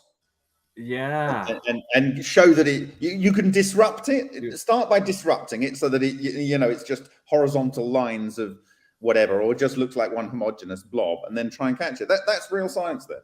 And then you repeat it, and then see if it works faster outside. Take it outside and see if you get the formation working faster. That's actually a very good experiment, real world experiment that I can do to test exactly your thesis of what you're talking about. I love it. I will get on that. If these are monoatomics, and it doesn't necessarily have to be all monoatomics, but statistically there's going to be some in there, they could be doing the self-organization, and you're really delivering some useful science there. I appreciate that. Thank you, Bob.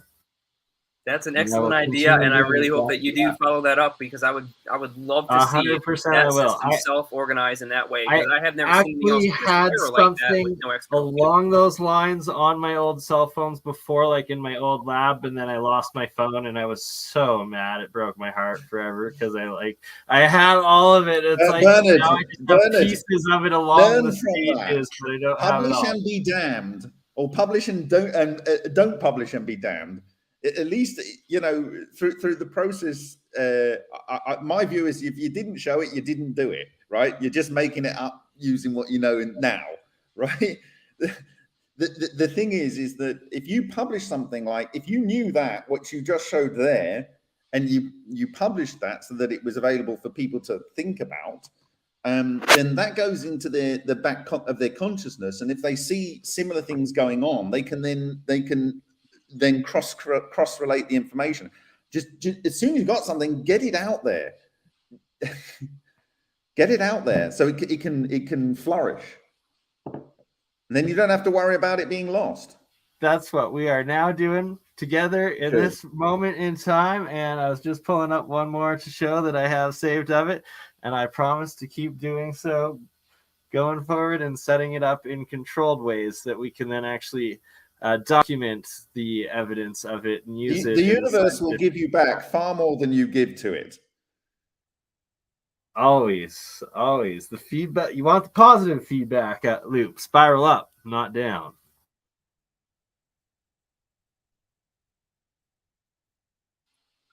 I hope he does have a video of this. I'm really looking forward to seeing that process happen. If there's nothing underneath that, that's pretty darn interesting. And the question is, where is the fuel being held? Because surely the liquid itself, it's probably not the explanation. No, it's the actual. If there's monoatomics in there, they will be creating a spin field around them, and they will cluster just as you see the damage patterns on the Lion reactor. And like you can force this by getting matter to spin.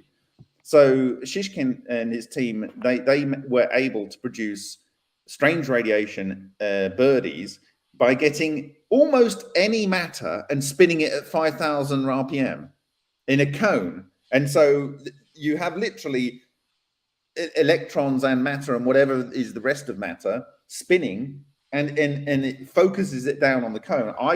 Their cone was more a 60 degrees, kind of like 120 degrees, like one of that. But I would actually suggest that show. I have to watch that episode, Bob. I'm guessing you fully covered. No, this. I haven't talked about that. No. In the next couple of months, I've got permission from Shishkin to translate all his work, and you're going to see it's really spooky. It's going to be really spooky. You'll realize and understand. We love woo woo. What? We love the spooky woo woo. It's so far ahead. It's so far ahead. You're in a position where you have. It's not about having an open mind so much so that your brain falls out. It's that you haven't got closed minds, so that you will automatically dismiss factual things that you can replicate yourself. There is a whole body of exactly.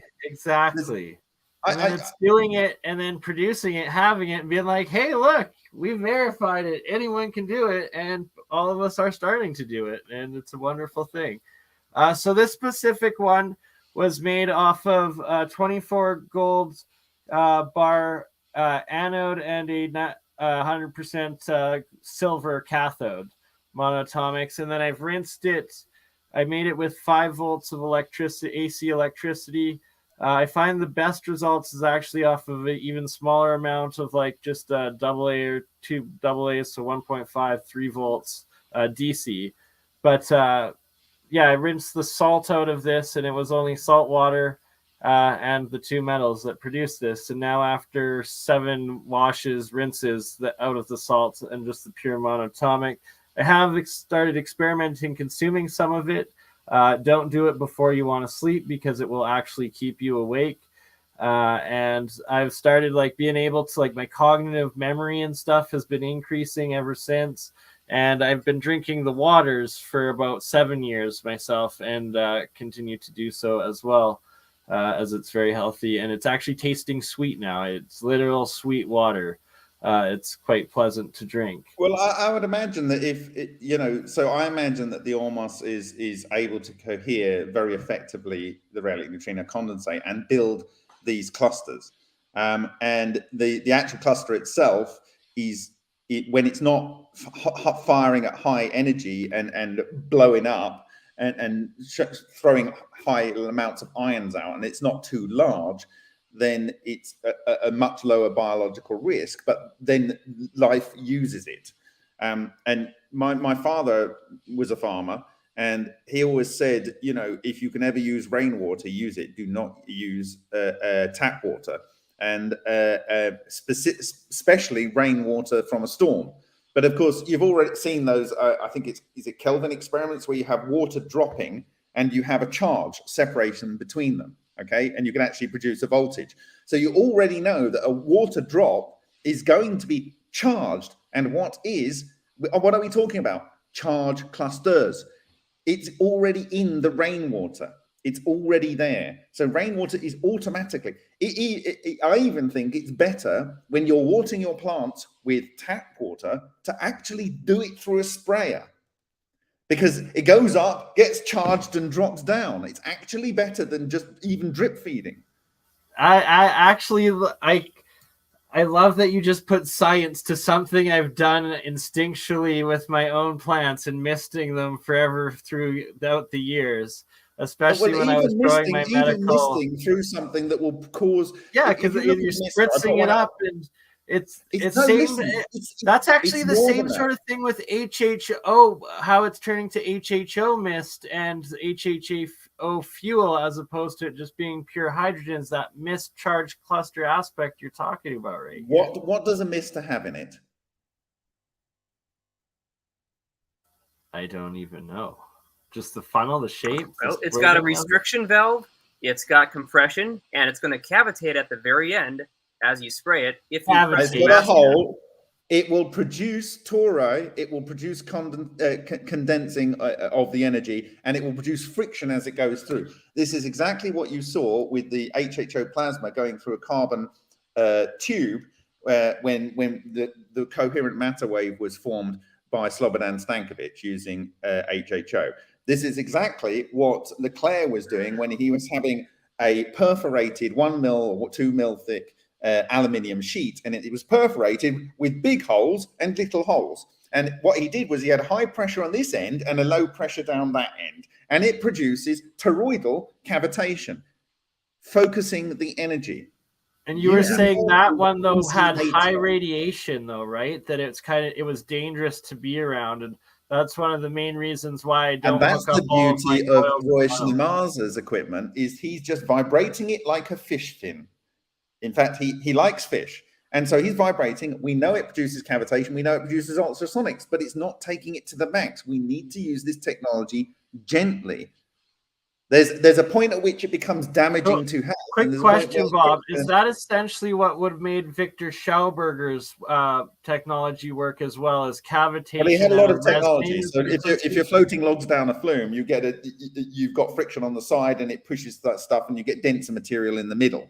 And, you know, if you're putting things through a vortex, the denser nucleons will go to the middle, so you get a higher concentration of deuterium in the center. So there's all kinds of different things where flow will do this. But if you really do intense vortexes that you see in the ultra experiments, you're going to get a bubble. On a bubble, you're going to have charge separation, but also you're going to have a dielectric boundary, and that will produce easy water on the outside of this spinning torus structure, which is going like this and like that. So you're literally creating exactly what you need, like that.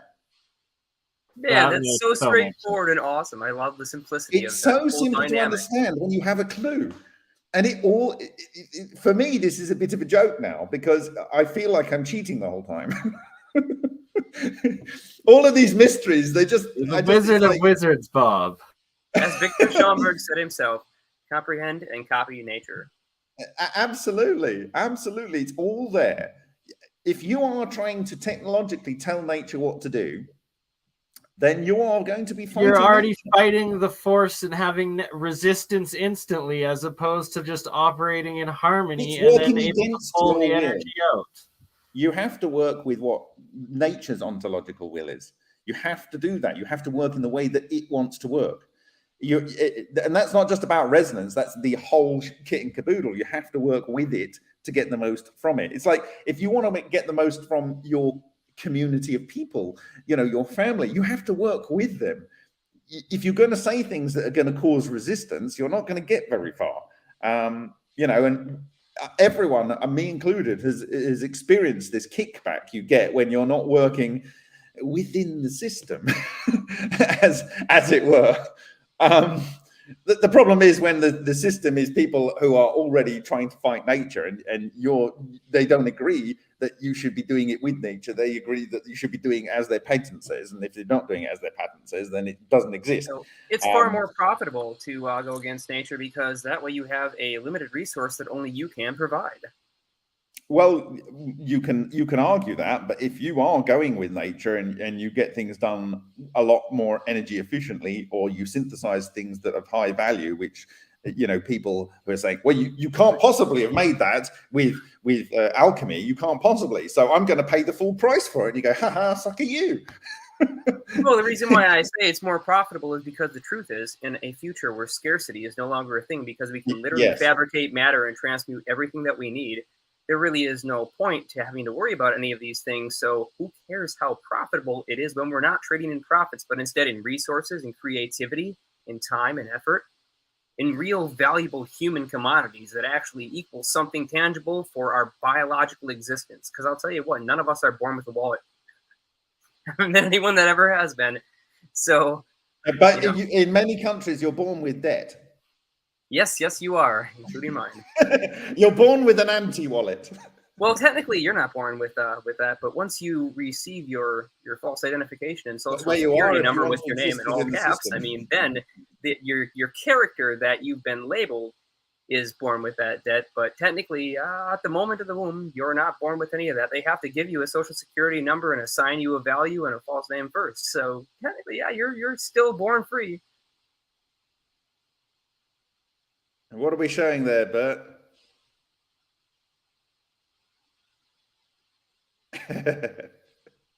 Okay. Okay. Man, it's just awesome to have you on and finally get a chance to talk about these coils, because I have so many experiments I'm looking forward to trying and finding out where the field is stored, how sensitive it is, and how much we can screw with it. I mean, heck, I kind of just want to take a small magnet and throw it in there and see if it'll decohere the whole thing or if I can drag it along. There's just so many experiments that I want to explore with this thing. And if he's getting a fourth order electric, Cosmic Dave has shown that he can build a field and then move the coil. The field persists for, in his case, an hour or so, indeterminate, and he can move the coil. And actually, some of the field will move with the coil, and some of it will be left free in space. Have you seen Adam's video or heard his description? Do you know Adam yet? No, sorry. Okay, so Adam is a fellow in our research group, and he built something some over 20 years ago he called the Curious Device. It was sort of a Wimshurst machine, and it was assembled instead of using... Oh, yes, I know. Yeah, and he produced the field, and you would do. The same exact thing with his device. One field stayed in the room exactly where it was sitting. The other one came with the disc. What he did is he took apart the two discs. He didn't take the whole machine. He just took one of the two discs with him. One of the fields stayed with the machine in the room. The other one stayed with the disc. So he tells a really fascinating story that I find absolutely intriguing. And in the story, he's got this little home wireless phone. They don't have a particularly good range. That's well known, and lots of things can block the field. But one, I think it was a 900 megahertz. Anyways, he's walking down the block, and he gets quite a ways away, way far outside of the range, at least 5 or 6 times. And he's carrying one of these discs with him, just walking along, and he didn't realize he had the phone in his pocket, so he gets a call. I'm with you. It teleported the communication. Exactly. And to me, when I heard about that, I'm like, what we have here is something incredible if we can understand it. And this whole technology, and I genuinely believe the very best way to understand it is with proper controlled, known coils of a known size with a known folding interaction with seed germination. Because the first biological transmutation that is on record is 1698 seed germination. I'm about to go water half of my newly planted garden. One side of each of the rows with this monoatomic water. The other half will just get the hose, and they will both get rain. Fantastic. I would love your thoughts on what I'm showing here, these reddish clusters. I believe it is, and what I read in Isaac Newton's alchemy writings as well as others, they claim it's the mercury state. And this right here is a piece of zinc that has this red stuff coming off of, but I've been able to turn copper, iron, zinc, aluminum, silver, and several other metals also into this red stuff. And I'm wondering, is it actually a mercury compound that this is, and that the alchemists themselves claim that this is mercury? How would I be able to test that, and would it best bet be to send it to you to get a good result? You can send a sample, but you can't be sure that if alchemy is involved and it's not whether the alchemy, it's more just if I'm able to get it tested and the initial results point to it having mercury, then it would be that mercury appeared out of nowhere and was a real transmutation in this electrolysis process that just had So obviously if you send it when I get a chance to look at it under the SEM, I can give you an indication. There's absolutely no rush, but it's like, should we put it in the process? And it would be good to have. You should be putting it in the process, because I can't say when I'm going to get access to a tool, but when I do, it can be on the roster. Something like that should be fairly quick. Perfect. To have a look at. That is good enough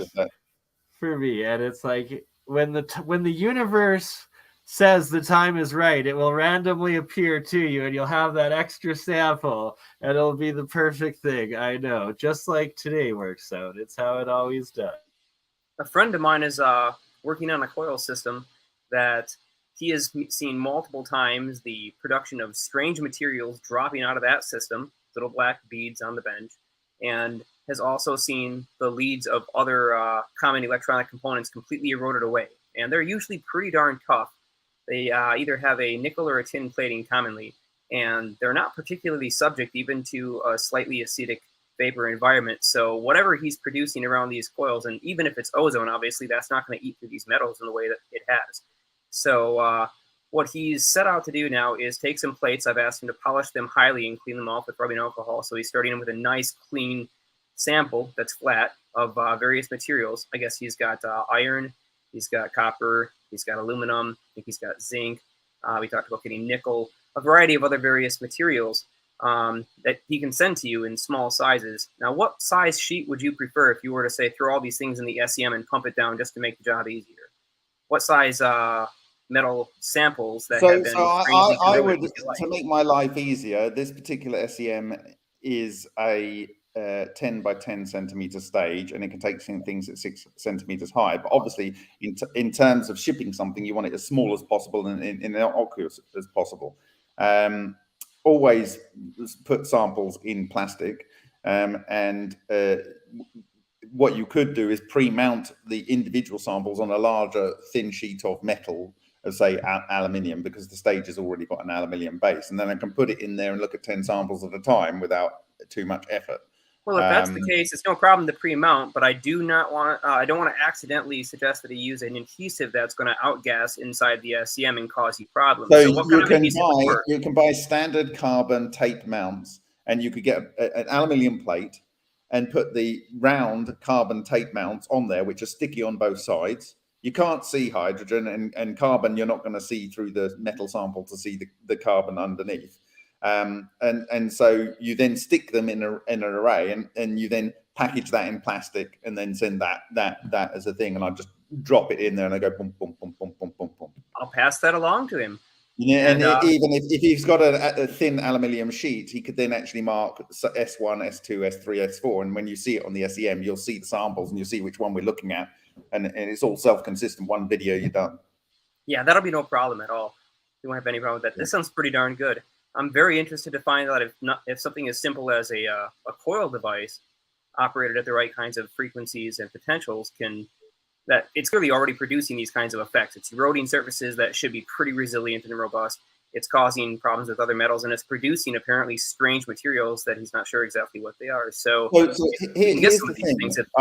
I've talked about this in relation to the accelerated decay of material and long-term decay of Hutchison effect materials. And what it is that charge clusters act like mega electrons, right?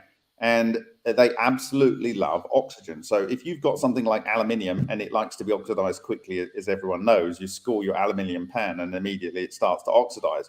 Imagine that taken to the max, where paramagnetic oxygen in the air, and it is the most paramagnetic gas, basically. You have to go up to lanthanides to have more paramagnetic materials. And so it's a unique gas. And it interacts with charge clusters like nothing else. And so if you have metals in which we know charge clusters, exotic vacuum objects, microball lightning, whatever, like to live, and you've synthesized them in there by either resonant nodes of phonon vibrational modes or by impinging resonant nodes of plasmons on the surface, or however you've synthesized it, then they will be sitting there in the metal, and they will be really wanting to get the oxygen jiggy with whatever the metal is, and so you will have accelerated corrosion. Man, that'd be awesome if his coils are producing exotic vacuum objects that end up getting embedded into the metals. Because otherwise, like, some of these components were new, never used, and they still ended up doing the same thing. They weren't connected to any kind of electrical power sources, and so how they got damaged in that way with nothing but apparently fields being produced by these systems would demonstrate that this doesn't need a vacuum environment, or it doesn't need a high temperature, or it doesn't need any kind of special gases or controls. It could basically be done in an open atmosphere in a controlled way, or in a semi-controlled way, at least is what it suggests, using nothing but field geometries and electromagnetic pulses. And that would really open a whole new doorway to how we can deal with using the brand new technology. It may very well be the case that you can, if you look at the experiments of Cosmic Dave, he's only exposing the coil for a very short period of time, and then he builds a field that's there for a long period of time. And it may be that you only need to run a few cycles through the structure. And Ken Scholder says these are electronic structures built at electronic speeds, right? So you may only need to turn, let's say you've got 50 hertz, you might only need to run it through one cycle. But the problem is you don't want to pulse it on and pulse it off, because that gives you all kinds of other harmonics that will be stuck in there. So you kind of want to turn the power on from 0, take it up to the target frequency, and then ramp it down to 0, okay, and then take it off. Therefore, you will get a pure frequency in the self-organized structure. And so you might need to turn it on and ramp it up and down for you know, a number of n number of cycles of the target frequency you're trying to keep in that particular phantom. Well, and then if that's the case, we can just basically hook it to an audio amplifier, right? We could just hook it straight up to an audio amp and give it a perfect sine if we wanted to, or give it whatever shape we wanted to give it. And you give it the target. You give it the target frequency, but you have a ramp from 0 up and a ramp from 0 from peak down to 0. And already various researchers are finding that it doesn't almost matter how much power you give it beyond a certain point. You don't get the field any stronger. And so what you're effectively setting up is the pointing vectors that are closed, and then they have a maximum capability based on the overall structure of the thing that's creating them. Yeah. So you might, people might say, oh, you need to put 10,000 volts in there. And you go, no, you might only need 1 volt. And if ancient people were able to, 10,000 will create a harmful effect as opposed to just the 1 volt which will be perfect. This is subtle resonant energies. You need to be gentle with this. Nature isn't typically producing thousands of volts. Maybe an electric eel. Cold fusion, right? It's nature's harmonic little energies, not that hot forcing, bursting everything required. It's just that harmonic. It might be that the typical lemon voltage that you get from copper and zinc might be all you need. It might be all you need to set up these fields. And then you know that the ancient peoples could have done this. They had copper. They could have wound copper. I believe it actually is, Bob. And I'm going to show you this one right here. All it is copper, 3 copper solenoid wires together that I had nano coated. So essentially like a couple of these guys. And then in salt water in a sealed jar. And then I connected the tops to each other and the bottoms to each other in insulated copper wire as well. And it started producing hydrogen electrolysis off of the bottom of it, sealed, doing this for 6 months. And you'll see on the bottom all of the pure white, what looks to be just monoatomic copper that formed within it and collected. And I've never put any current into it, never opened it. And it's been sitting like this now for about 2 years. Right. Well, I'd say with that, we have some experiments to run. Some very significant experiments involving a whole lot of different coil geometries. I've dubbed this one the year of the coils in an earlier chat, and I think we're going to stick with that because it really does seem to be the year of the coils across the board, not just for me, not just for you, but the amount of people that I've met this year has blown my mind. I have met 5 different people with systems that can produce very phenomenal artifacts and effects, in some cases up to and including, floating, levitation, whatever you want to call it. We're still trying to work out what the heck it is, because it does not act like a gravitational force in the conventional sense. And I've got my theories too, and other theories have been presented to me, as well as some people who have taught me what they're pretty confident about it being, but not everybody agrees. So we're still working that out. Either way, every single one of these 5 coils all does the same 2 things. 1, it generates a torsion tensor field, and 2, it operates by a geometry. Well, torsion fields, which are probably another name for what we're generating anyway with these fields, if they're wrong, they can be very bad for biology. So this is why I implore people to not be close to these things, not to push it too hard, and to work with biology that is not you.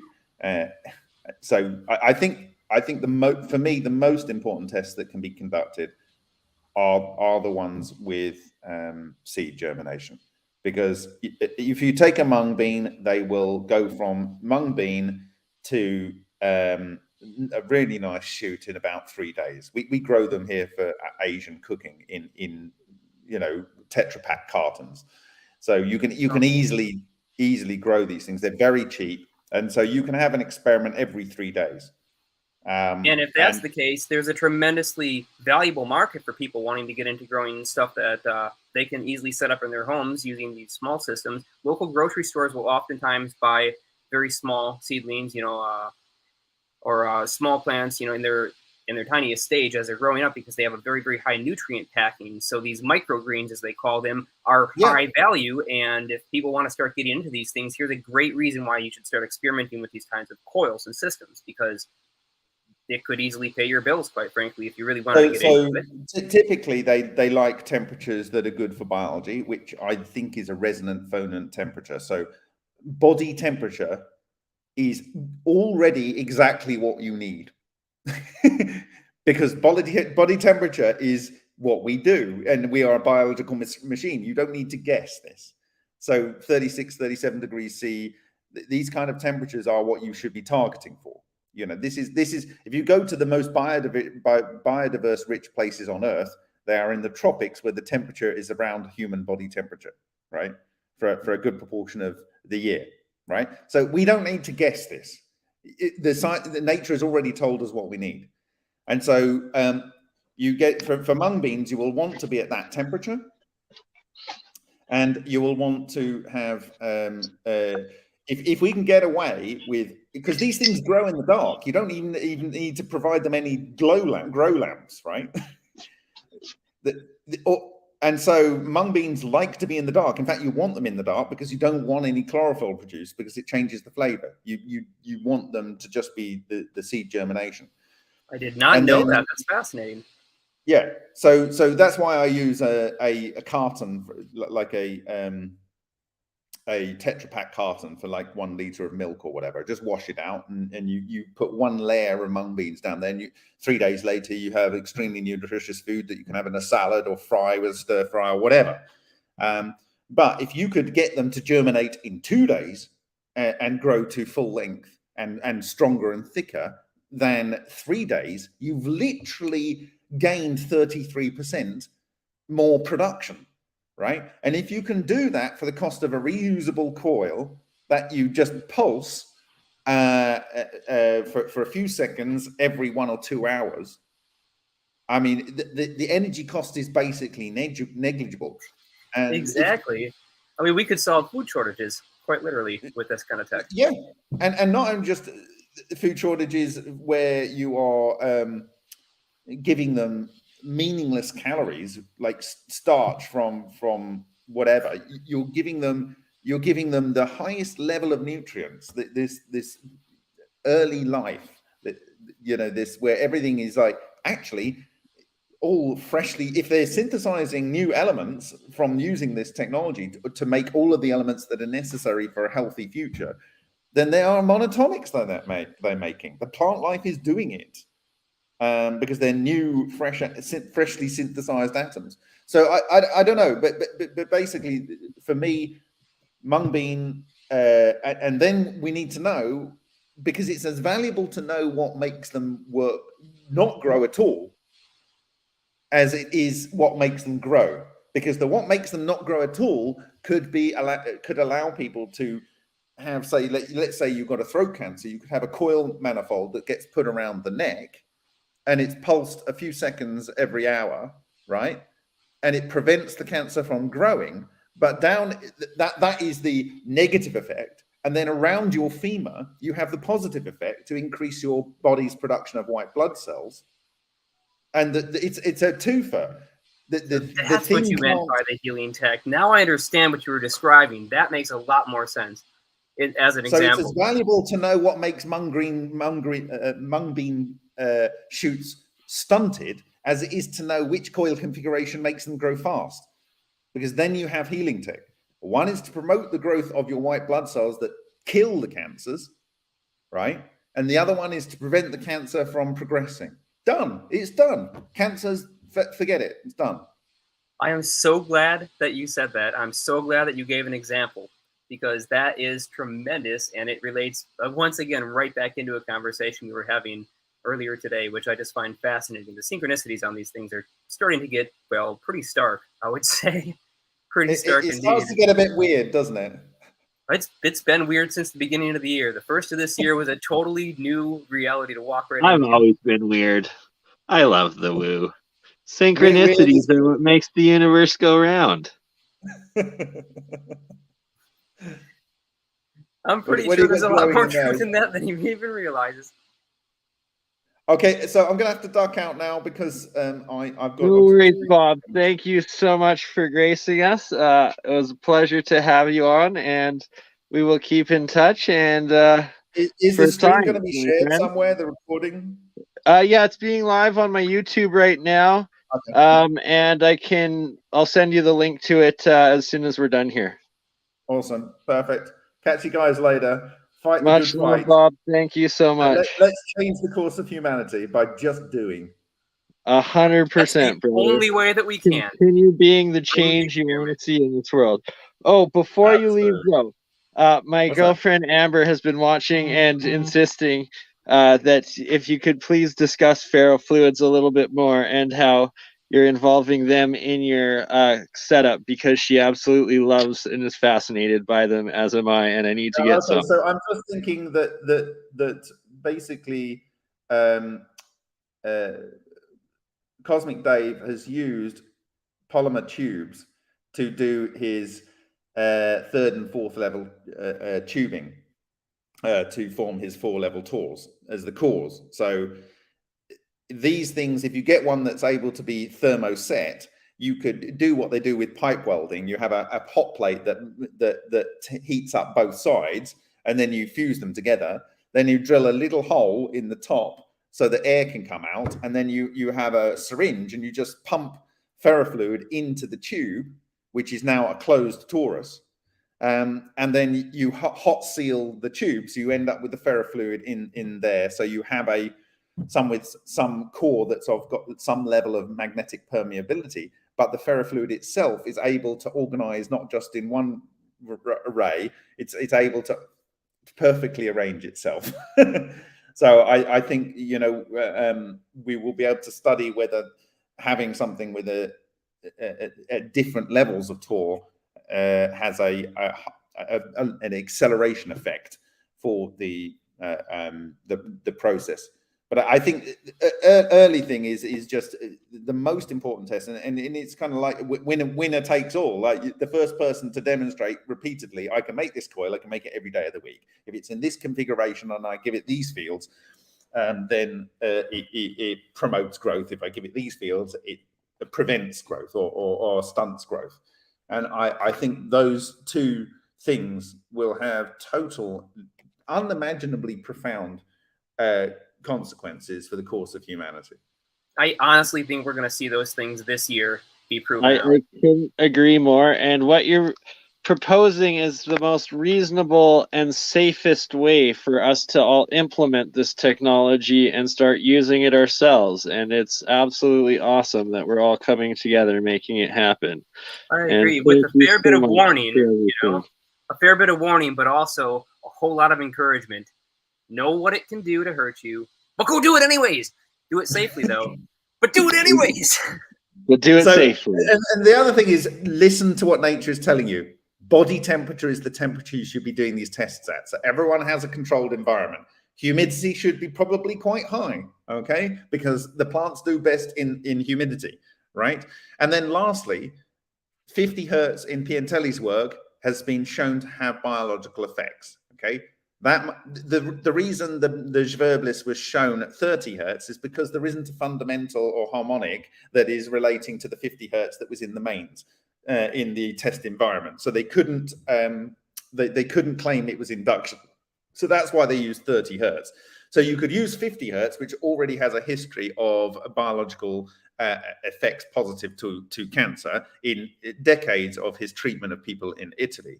But also, you could try the Schumann resonance because that is what our planet runs on. Okay, and so you know you could use that frequency, and so there's a whole set of parameters. So the first real win is which frequencies are promoting or stunting growth, and then that is one parameter space or configuration of coil that affects everything. And then in terms of biology, you then need to focus on what biology resonates with. The phonon resonance of the 37 or 36 degrees temperature, and that's the terahertz phonon resonance of atoms in the environment. And then the other one is I guess the photon resonance or the electromagnetic resonance. So one is a physical resonance and in the matter, and the other one's the field resonance. And we do not need to fight nature. I'll say it again, and I've said it before, and I said it in my Sochi presentation publicly the first time, but in 2015, in January, when we were on Project Fedora with Francesco Piantelli, Professor Francesco Piantelli, who discovered the nickel hydrogen LENR system in a biology experiment, by the way, he said, don't tell nature what it is, let nature show you. Okay, and with that, I'm going to say, see you later. Thanks, Bob. Much love and respect, sir. Thank you very much.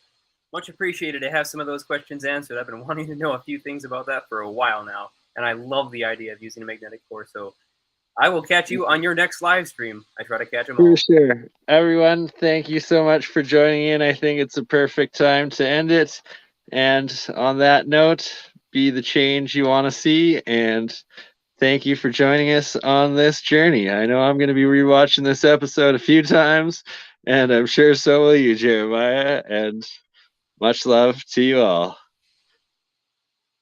Have a good day, a good night, a good wherever you are. Much love and respect until the next one.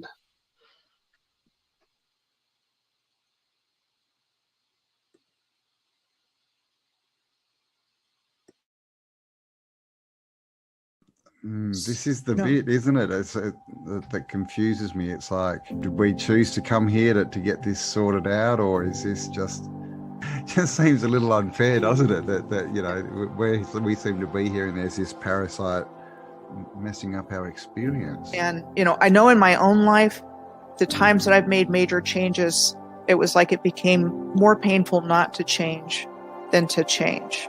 That was when I made big changes. You know, it's this whole ridiculous narrative of it's an unsafe world. There's not enough for you. It's scary. Everyone's out to get you, and clearly the old civilization was completely the opposite to that. It was all about empowerment, like literally. Cosmic resonance, I think they called that one, or cosmic something resonance. like that. That's a better name. Real science, you can actually produce free electricity, and this is part of what Tesla was doing. is the differential between the top of the spire to the ground actually creates an electrical differential that you then connect to another wire that goes into the ground, your grounding. Put that into the third phase in your circuit, and then you have a bell ringing circuit, and that actually produces plasma electricity out of the air. It's real technology. These things actually function producing electricity. It's crazy. The movies are the truth and the news is the lies. They've completely flipped it. You know, when you look at everything with new eyes and you come across information like she was born into a very wealthy family with elite connections, you know, it means something very different now to me than it would have even a few years ago. And it's our free will that they've really also messed with, because we've been lied to and we react based on lies. Just getting their independence and end up in civil wars for 20, 30 years happens a lot. Because we keep choosing to pick up the gun and use it on ourselves instead of building and uniting and accepting that we are one people, one spirit, one harmony on one plane that together, united, can achieve anything we dream of.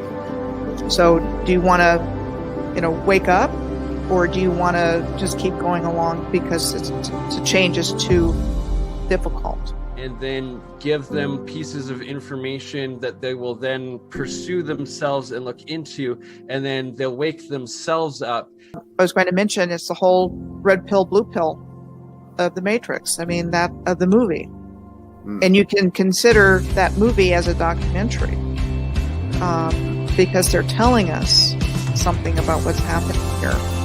So do you want to, wake up, or do you want to just keep going along because the change is too difficult? Wake up. I love you all, and thank you for being a part of this. What an awesome, awesome